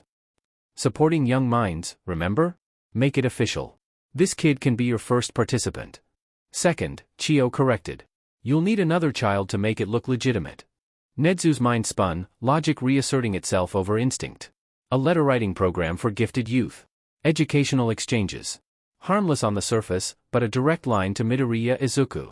And if the boy was as clever as his cipher suggested, he'd understand what it really meant, protection from afar. It could work, he admitted. But if AFO is watching me. He always is, Ryu said bluntly. This won't change that. But letters? That's nothing unusual for you. Nedzu looked again at the photograph at the small child who'd risked everything to send a warning. King lives. Checkmate coming. A child who knew too much. Who'd reached out anyway. Who reminded Nedzu painfully of himself. All right, he said softly. I'll write back. Establish the program. Keep watch from a distance. His paws tightened around the letter. But if he's in danger, then we'll be ready, Chio promised. Ryu pressed a kiss to the top of Nedzu's head. Nothing's happening to your kid, Principal. Even if he's not officially yours. Yet, Nedzu muttered, then froze. Did I say that out loud? Chio laughed, dry and knowing. Oh, we're doomed. You've already adopted him. I have not. You absolutely have, Ryu said with a grin. 6 months, tops, before you're demanding custody. That's preposterous. I barely know our child. You said our child. I said no such. Nedzu stopped. Replayed it in his head. Oh. Chio patted his paw. Don't worry. We'll help you write a very normal, very innocent letter to our future son. Nedzu groaned and buried his face in Ryu's chest. He reflected, surrounded by absolute menaces. And he wouldn't have it any other way. 3 days later. Dear Midoriya Izuku. Thank you for your delightful letter. It's always wonderful to hear from young minds eager to learn. Your picture was particularly charming. We do indeed share some physical similarities. I hope you don't mind, but I showed it to my colleagues, and they were quite taken with it. I was so inspired that I've decided to start a new initiative, the UA Young Scholars Correspondence Program. It's designed to connect bright young students with mentors here at UA who can help nurture their curiosity and potential. I'd be honored if you would be one of our first participants. We would exchange letters regularly. You could ask questions about anything that interests you, share your thoughts, and I could offer guidance and resources in return. If you're interested, please have your mother fill out the attached consent form. I've also included a small gift, a UA pin, every scholar should have one, and a special tea blend that I find helps with focus. I look forward to hearing from you soon. Warmly, Principal Nedzu. P.S. Regarding your question about loneliness, yes, being different can be isolating. But the right connections with people who truly see you can make all the difference. I hope this program offers you some of those connections. P.P.S. Your observation about humidity and fur is astute. I have the same problem. A boar bristle brush and a light conditioning spray work wonders. Nedzu sealed the envelope with his paw print and allowed himself a small smile. There. Innocent. Helpful. And with just enough subtext that a clever child would understand. You're not alone anymore. He only hoped it would be enough. He'd just turned 5, and that meant school. Are you excited? Splinter looked up from where he was trying and failing to tie his shoelaces. His paws were still clumsy with the fine motor control required for such human tasks.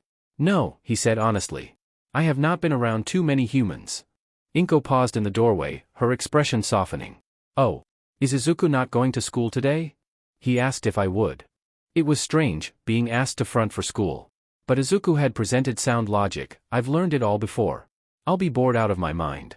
Splinter had sighed but accepted, because he sensed it was something more than that, even if Izuku wouldn't say so. Perhaps Izuku just needed the rest. The nightmares had been worse lately, visions of ash and fire and friends dying in Izuku's arms. And from Splinter, nightmares of watching his boys be hunted down one by one, the Shredder's victorious face crowing about each defeat in the same way he had over Yoshi's death. They ended up spending a lot of time sleeping in the nest they'd built in the closet as a result. You don't have to do this, Izuku whispered in their shared mind. I know, Splinter replied.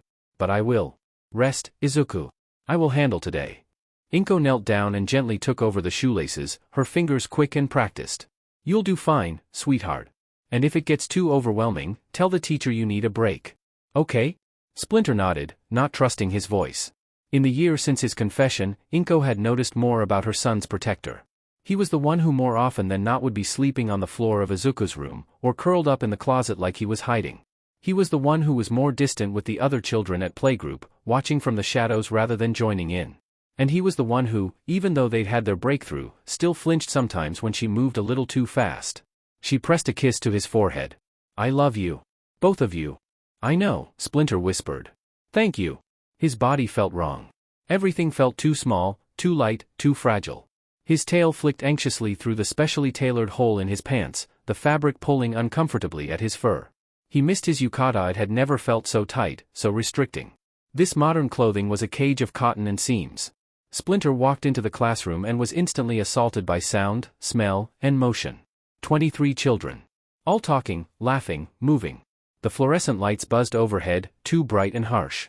Someone had brought fish for lunch, he could smell it from across the room. Chalk dust and cleaning chemicals and the overwhelming scent of people pressed against his heightened senses. His instinct screamed, hide, hide, hide. Find somewhere dark and small and safe. But he forced calm, breathing through his nose the way he'd taught Leonardo so many years ago. In for 4 counts. Hold for 4. Out for 4. He was not having to dart around big feet that could crush him. He was not in danger. He was simply here. Izuku. A familiar voice cut through the chaos. Katsuki. Splinter turned to see the blond boy waving at him, a genuine smile on his face. His hands twitched at his sides, a motion Splinter recognized instantly. Reaching for weapons that weren't there. His heart stuttered. Raphael? But no. Katsuki's eyes held no recognition. Just the simple joy of seeing a friend. He looked so happy, Izuku whispered wistfully from the back of their mind. This is the Katsuki I remember. But also, not.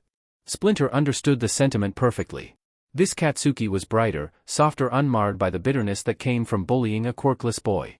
But he was also a stranger wearing the face of someone they both loved. Yo, you okay? Katsuki asked, his smile fading to concern. You look kinda out of it. I am fine, Splinter said carefully.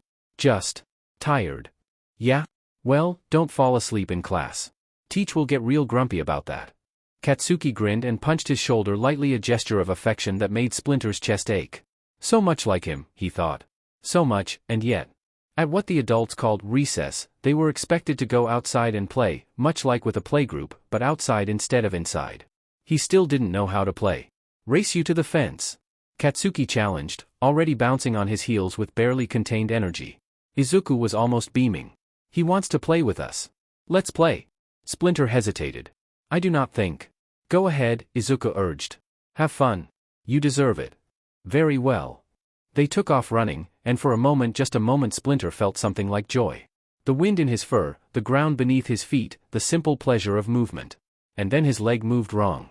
There was no pain. No stiffness. No familiar ache that told him to compensate, to shift his weight, to favor the other side. His body moved in a way it shouldn't, and his brain couldn't adjust fast enough. He went down hard, skidding across the playground gravel with a startled squeak. Oh crap. Katsuki skidded to a halt and rushed back. You okay, dude? Splinter pushed himself up on his paws, tail lashing in frustration and embarrassment. Gravel was stuck to his palms. Katsuki laughed, but it wasn't cruel.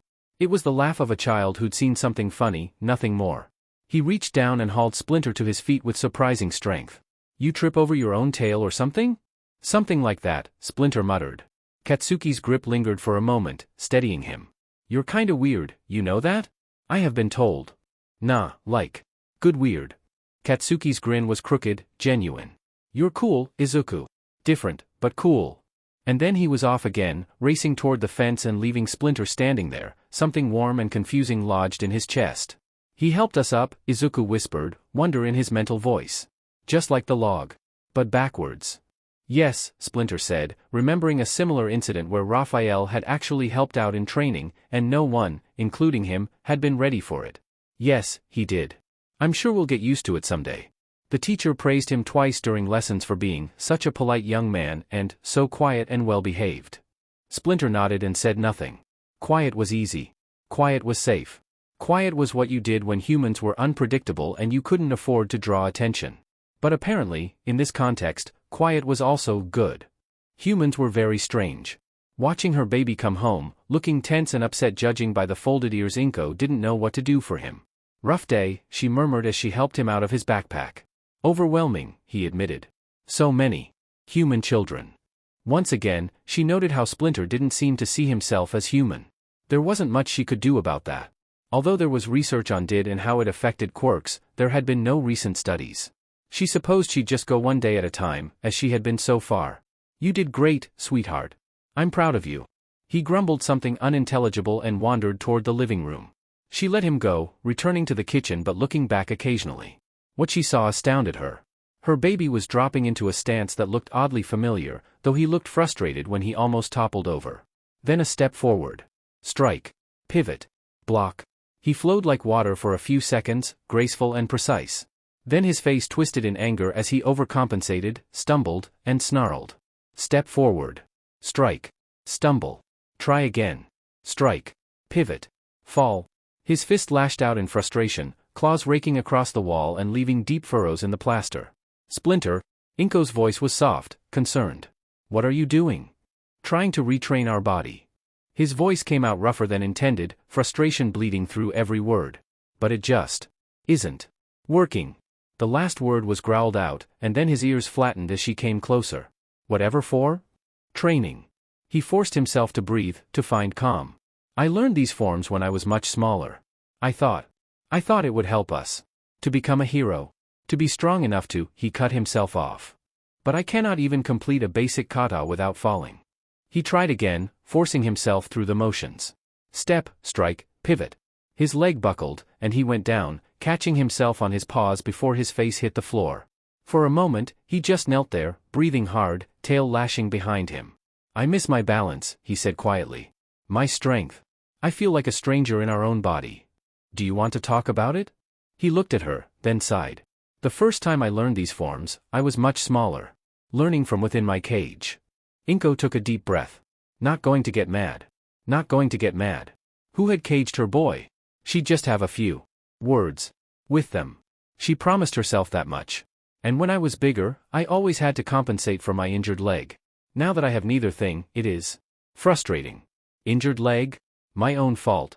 An old wound that never quite healed right. She let it go for now. Well, have you tried a smaller area? How big was this cage you speak of? I was much smaller then, but...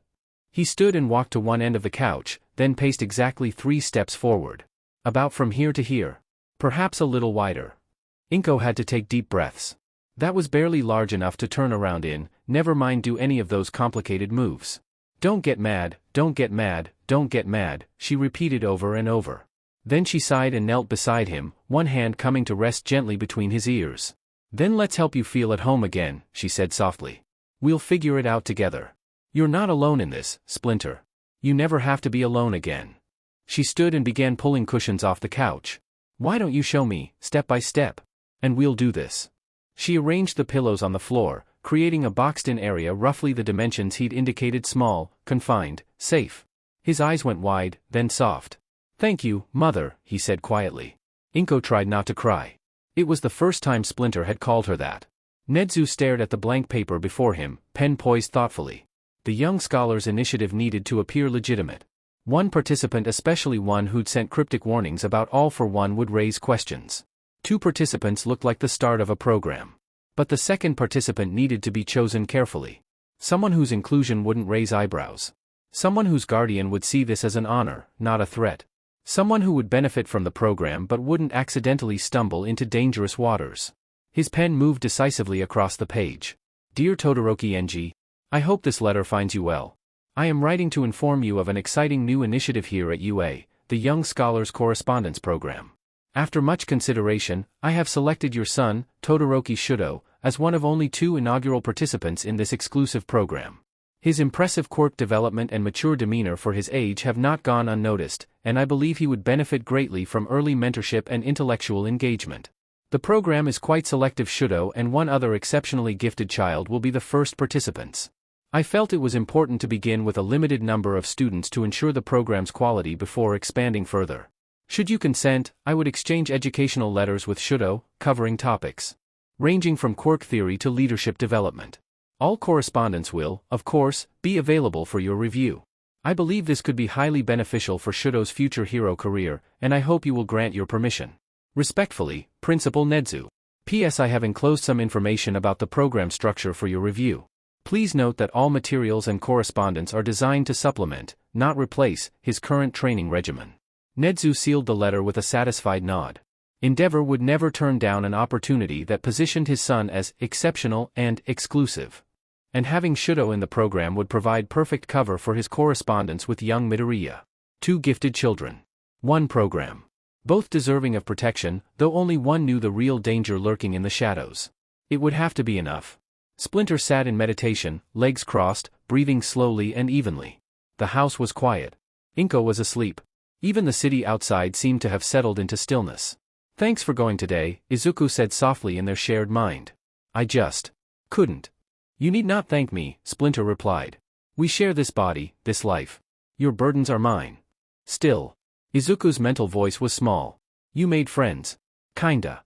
If you call eating dirt in front of him making friends, then yes. Izuku actually giggled, and Splinter felt warmth bloom in his chest. A fragile, precious thing he was learning to treasure. He did help us up, Izuku said after a moment. Katsuki. Just like in my memories, but gentler. Yes. He is very much like one I knew. But also not.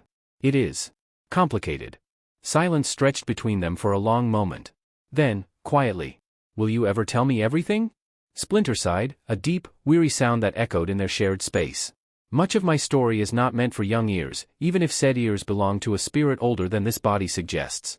I understand. But. Splinter hesitated, then continued. Do you believe in reincarnation? I suppose anything is possible, considering we have a superpowered society. I know that I died, Splinter said slowly, carefully. I remember it. And then I found myself here, with you, in this body that is both ours and neither of ours. He paused, gathering his thoughts, his courage. My boys, my sons, in my previous life they were involved in a villain attack.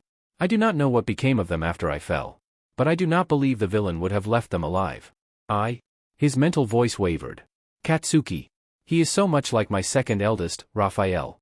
The same fire, the same fierce loyalty buried under bluster and bravado. And that girl, May, at the playgroup last month she was building a model that only my Donatello would have known of. A machine from his favorite show. You think they're here too?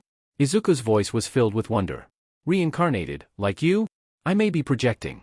Seeing what I wish to see because my heart aches for them. Splinter's voice broke slightly. But I cannot help hoping it is true. That they found their way back, as I did. Oh. Izuku was quiet, processing. Then, softly, well, you said they might be here. And if you found yourself in this body, with me. Perhaps you're not wrong about them either?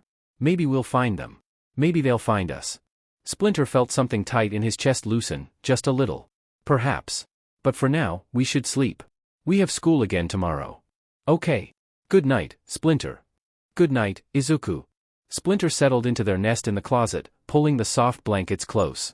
The small, dark space felt safe in a way the open room never did. But all he could think of as sleep began to claim him was that he hoped desperately, fiercely hoped that Izuku was right. That somewhere out there, his boys were finding their new home just like he was. Splinter had forgotten what day it was forgotten, until that familiar heaviness settled in his chest. An old grief, buried deep and cold, rising like morning frost. He lay still in the nest, feeling Izuku's mind stirring sleepily beside his own. I had almost forgotten what today is, he whispered inwardly. We cannot go to school today. What? Why not? Izuku's thought was puzzled, gentle. It is an important day. Please, Izuku. Trust me. Of course I trust you. He padded to the kitchen, the floor cool under bare feet. Inko was busy at the stove, humming as she made breakfast. He hesitated, then cleared his throat. Mother, he said softly, Izuku and I cannot go to school today. May we stay home? Instantly, her face changed, concern knitting her brow. She turned off the burner and knelt to his level. What's going on, sweetheart? I had nearly forgotten during the adjusting PRD, Splinter murmured, paws twisting in his sleeves. But today is the day my beloved master, Hamato Yoshi, was slaughtered before my eyes. His voice wavered. Every year I took this day to remember him every year, but the 5 I have lived with you and Izuku.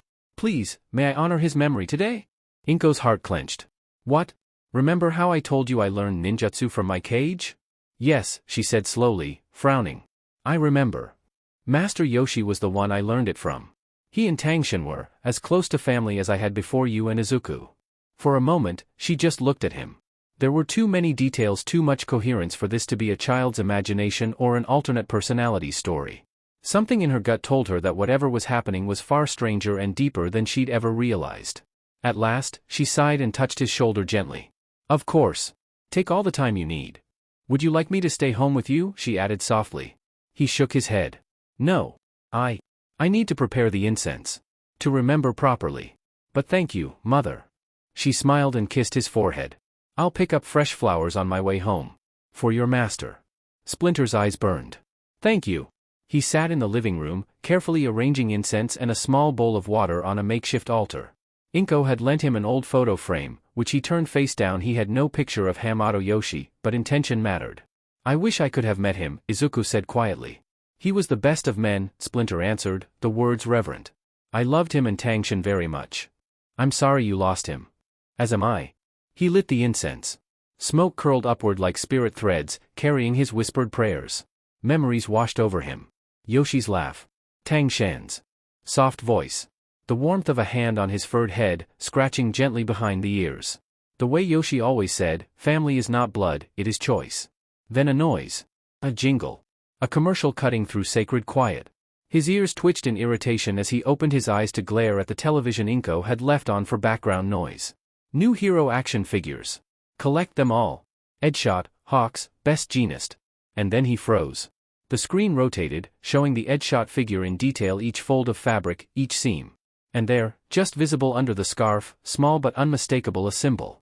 The Hamato crest. Izuku, Splinter whispered. Izuku, look at this. Huh? What is it?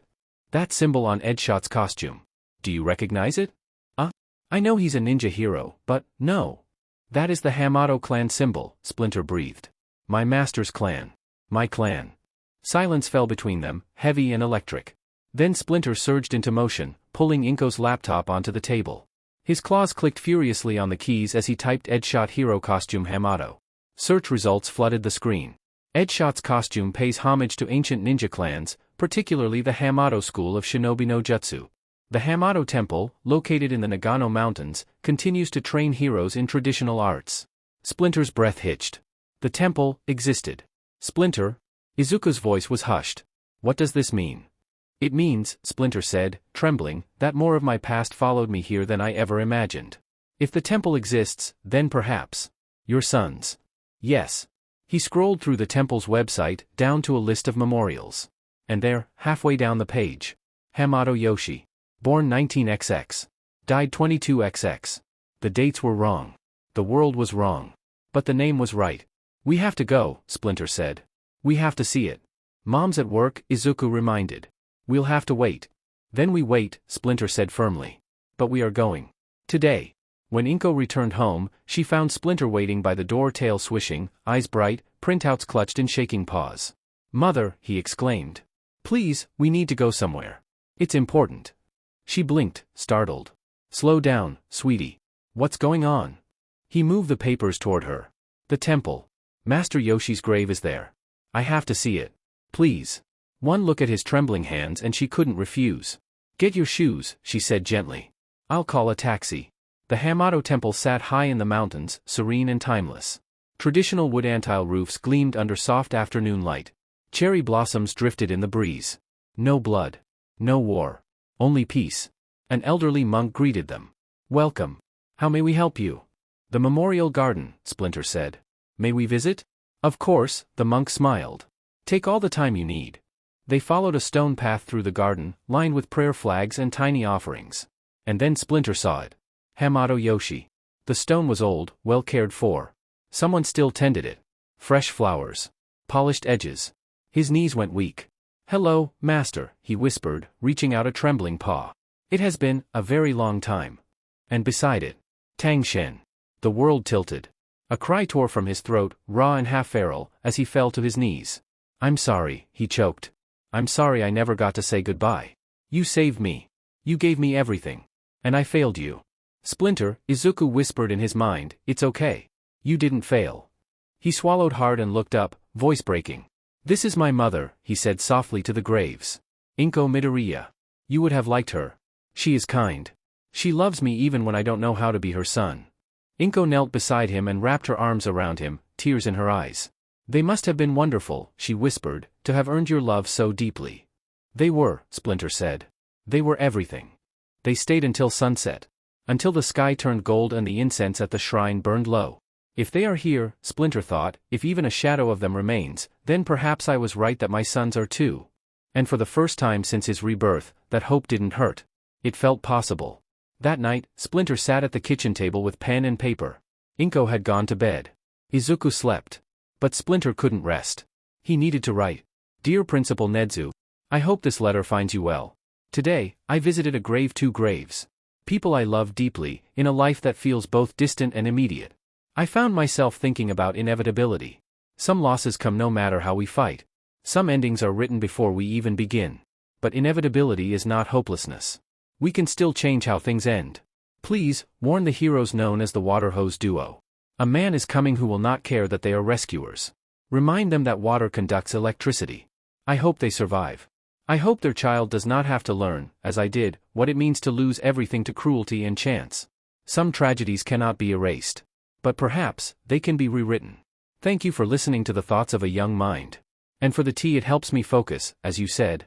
Respectfully, your scholar, Hamato Splinter. P.S. I saw the Hamato crest today. On a hero's costume. In a temple. On graves that should not exist but do. The past has followed us here. I thought you should know. He set the letter aside for mailing, then returned to the nest in the closet, curling small and still. Behind him, on the altar, the incense had burned to ash. But the memory and the hope remained. Steam curled lazily from Nedzu's teacup as he read the newest letter. It wasn't as frightening as the one that had hinted the Demon King still lived, but it was deeply concerning in its own way. Because the boy his mate had once joked he'd adopted, the bright, careful child who wrote to him with such earnestness had not only written in a different, older voice this time, but had signed off under a different name entirely. Hamato Splinter. The name itself was unusual enough, but it was the family name Hamato that tugged at a memory. Nedzu turned to his computer and typed with quick, precise movements. Search results popped up immediately. The Hamato Temple, a private training ground known for producing heroes versed in the traditional shinobi arts. One of the attached photos showed a weathered memorial stone in a quiet garden. Hamato Yoshi. Born 19XX. Died 2XXX. Nedzu's fur bristled faintly. Hamato Yoshi, he murmured. And now? Hamato Splinter. What does this have to do with my boy? The phrase in the letter echoed in his mind, our past has followed us. He took another sip of tea, mind racing. And there was the other question gnawing at him. How had they sent a warning to the water hose duo through official channels and been right? Something has you all up in a tizzy, Chio said dryly from the doorway, one eyebrow raised. Wordlessly, Nedzu handed her the letter. She read it twice, lips pressing into a thin line. Another child in danger? Perhaps, Nedzu admitted. But look at the address. It was sent from the same location as Midoriya's. I thought, given the maturity of the handwriting and tone, that this might be the person assisting him. Chio passed the letter to Ryu, who read it and let out a low growl. If they are the helper, they sound like they need help as much as the kid does. Nedzu sighed. And yet, I can still do nothing without drawing attention. Chio reached out, gently petting his paw. Then keep writing. Maybe, set up a safe house? Somewhere off record. Invite him to meet with us, say it's for a progress review, and ask him to bring this Hamato Splinter along. Nedzu's whiskers twitched. What would I do without you? Panic, mostly. He chuckled softly, mind already planning. I'll make it seem like Raya's idea. We'll register the safe house under his name. Raya rolled his eyes. Oh sure, always wanted to own a safe house. Maybe I'll frame the deed. But Nedzu was already half lost in thought. Yes. This is the best way forward. Keep prying eyes away from our pup. When the time is right, bring them into the nest. Somewhere safe. Somewhere untouchable. His legs still ached from the cane. Shudo adjusted his sitting position, forcing himself not to wince. He didn't know what had possessed him to move like that, like a shadow slipping between breaths. For the first time in his life, he'd managed to hit Endeavor, a perfectly clean strike that used no fire, no brute strength, just timing.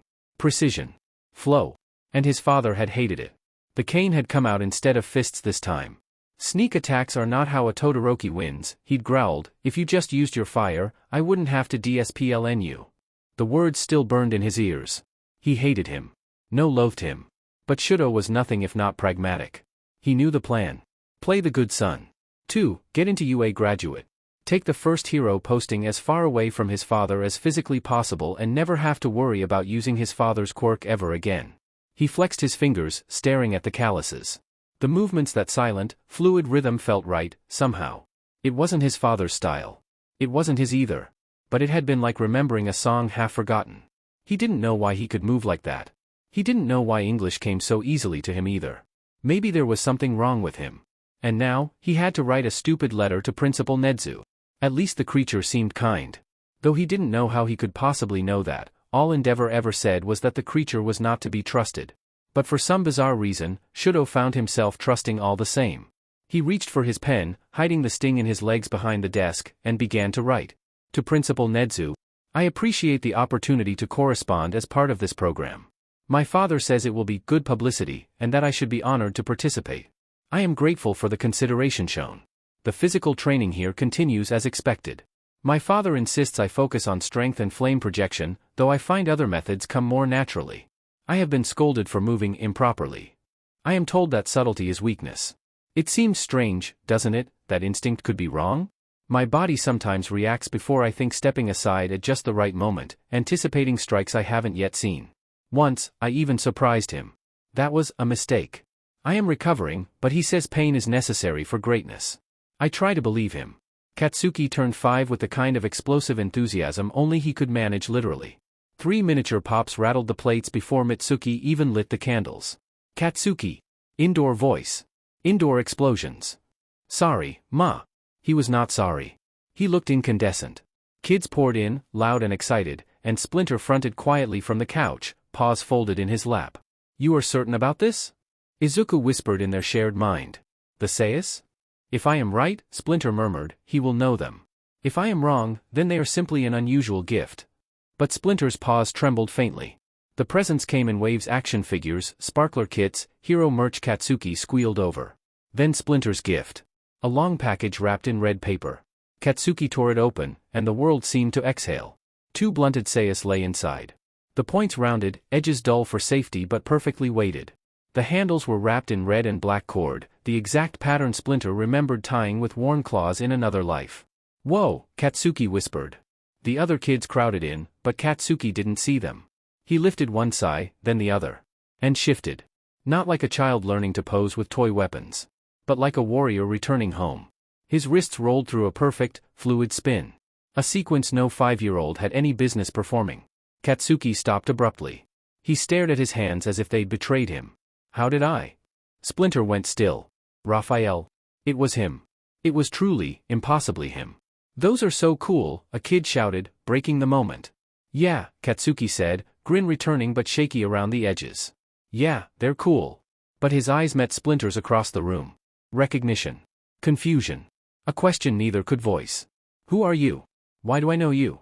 Izuku had taken over on the walk back, Splinter retreating deep into their shared mind. His thoughts spun. He's Raphael, Splinter whispered. His voice trembled with a father's hope. My fierce, stubborn son. Alive. But he's also Katsuki, Izuku answered quietly. And he doesn't remember you. He isn't the same. Does that matter? He is still. I don't know. Izuku's voice cracked. I don't know who he is anymore. Is he the Katsuki who bullied me? The one who's nice now? Is he Raphael, who doesn't know me at all? How do we? Izuku. Breathe. But he couldn't. Everything was moving too fast. Too different. The timeline is spiraling out of his control. He needed air. He needed a scream. Izuku snapped around, senses sharpening instantly. The scent hit him first: chemical, rotten sludge. No, Izuku thought, horrified. No, it's too early. The sludge villain shouldn't. But it was too late. A writhing mass of green ooze had latched onto a boy, forcing itself down his throat as the child's quirk exploded in terrified bursts. Spiky blonde hair. Sparks. A choked scream. He didn't have time to wonder what Katsuki was doing out here, away from his own party. He just screamed. Katsuki. Izuku ran, instincts and Splinter's muscle memory blending seamlessly. He struck fast eyes, sensory centers giving Katsuki precious seconds to breathe. You won't hurt him again. Izuku growled, pulling, clawing. A thunderous voice answered the chaos. I am here. All Might dropped into the street like a meteor. His fist drove into the sludge villain with a shockwave strong enough to rattle windows. Texas smash. The villain splattered across concrete. Katsuki collapsed, coughing violently. All Might scooped him up immediately, patting his back as he hacked out slime. There we go, young man. Breathe. You're safe now. Izuku could only stare. All Might. Here. Now. Years too early. The timeline is changing, Izuku realized with dread. Faster than we can control. All Might's sharp gaze swept the area. And landed on Izuku. Something passed between them. Something deep. Something echoing. What is that? Splinter whispered. I don't know. It feels like one for all but distant. Like an echo. All Might's eyes widened. Just slightly. Then Katsuki groaned, drawing his attention. You fought bravely. All Might praised, ruffling his hair. Katsuki puffed up with pride despite shaking like a leaf. Izuku tried to slip away. And you?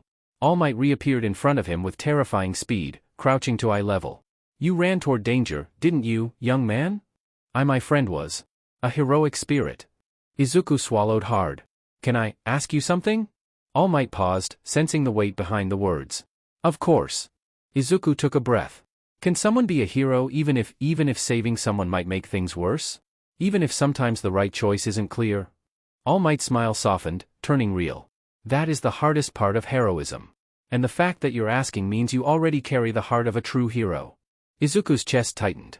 Then, tell me, young Midoriya, would you like to train? I have time before I start teaching at UA, and I believe you have real potential. Izuku froze.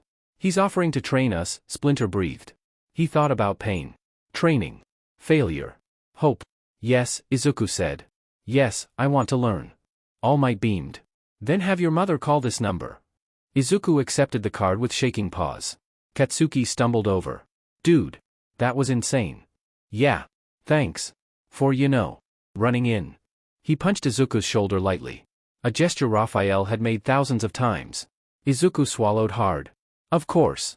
They walked home as the sun bled red and gold across the sky. We saved him, Splinter whispered. This time, we saved him. This time, Izuku agreed. But everything is changing. Then we adapt, Splinter said firmly. We always adapt. Izuku looked down at All Might's card. This time, he knew what he was getting into. And he wasn't doing it alone. Toshinori Yagi stared at the card he'd handed the young Midoriya boy. The feeling wouldn't leave him a tug deep in his chest, at the core of One for All. This is the one. This is your successor. But why? The boy already had a quirk, a strong heteromorphic mutation. He didn't need One for All. And yet. Nana Shimura's voice echoed in memory. You'll know when it's right. It will feel like coming home. That was exactly what the boy had felt like. Home. Toshinori picked up his phone and dialed. Nedzu? It's me. We need to talk. A pause. It's about a successor. Okay, sadly the chapter is over. And if you enjoyed the video, just leave a like and subscribe with post notification. So when the next chapter is ready, you will be notified. Okay, see you in the next video. Bye.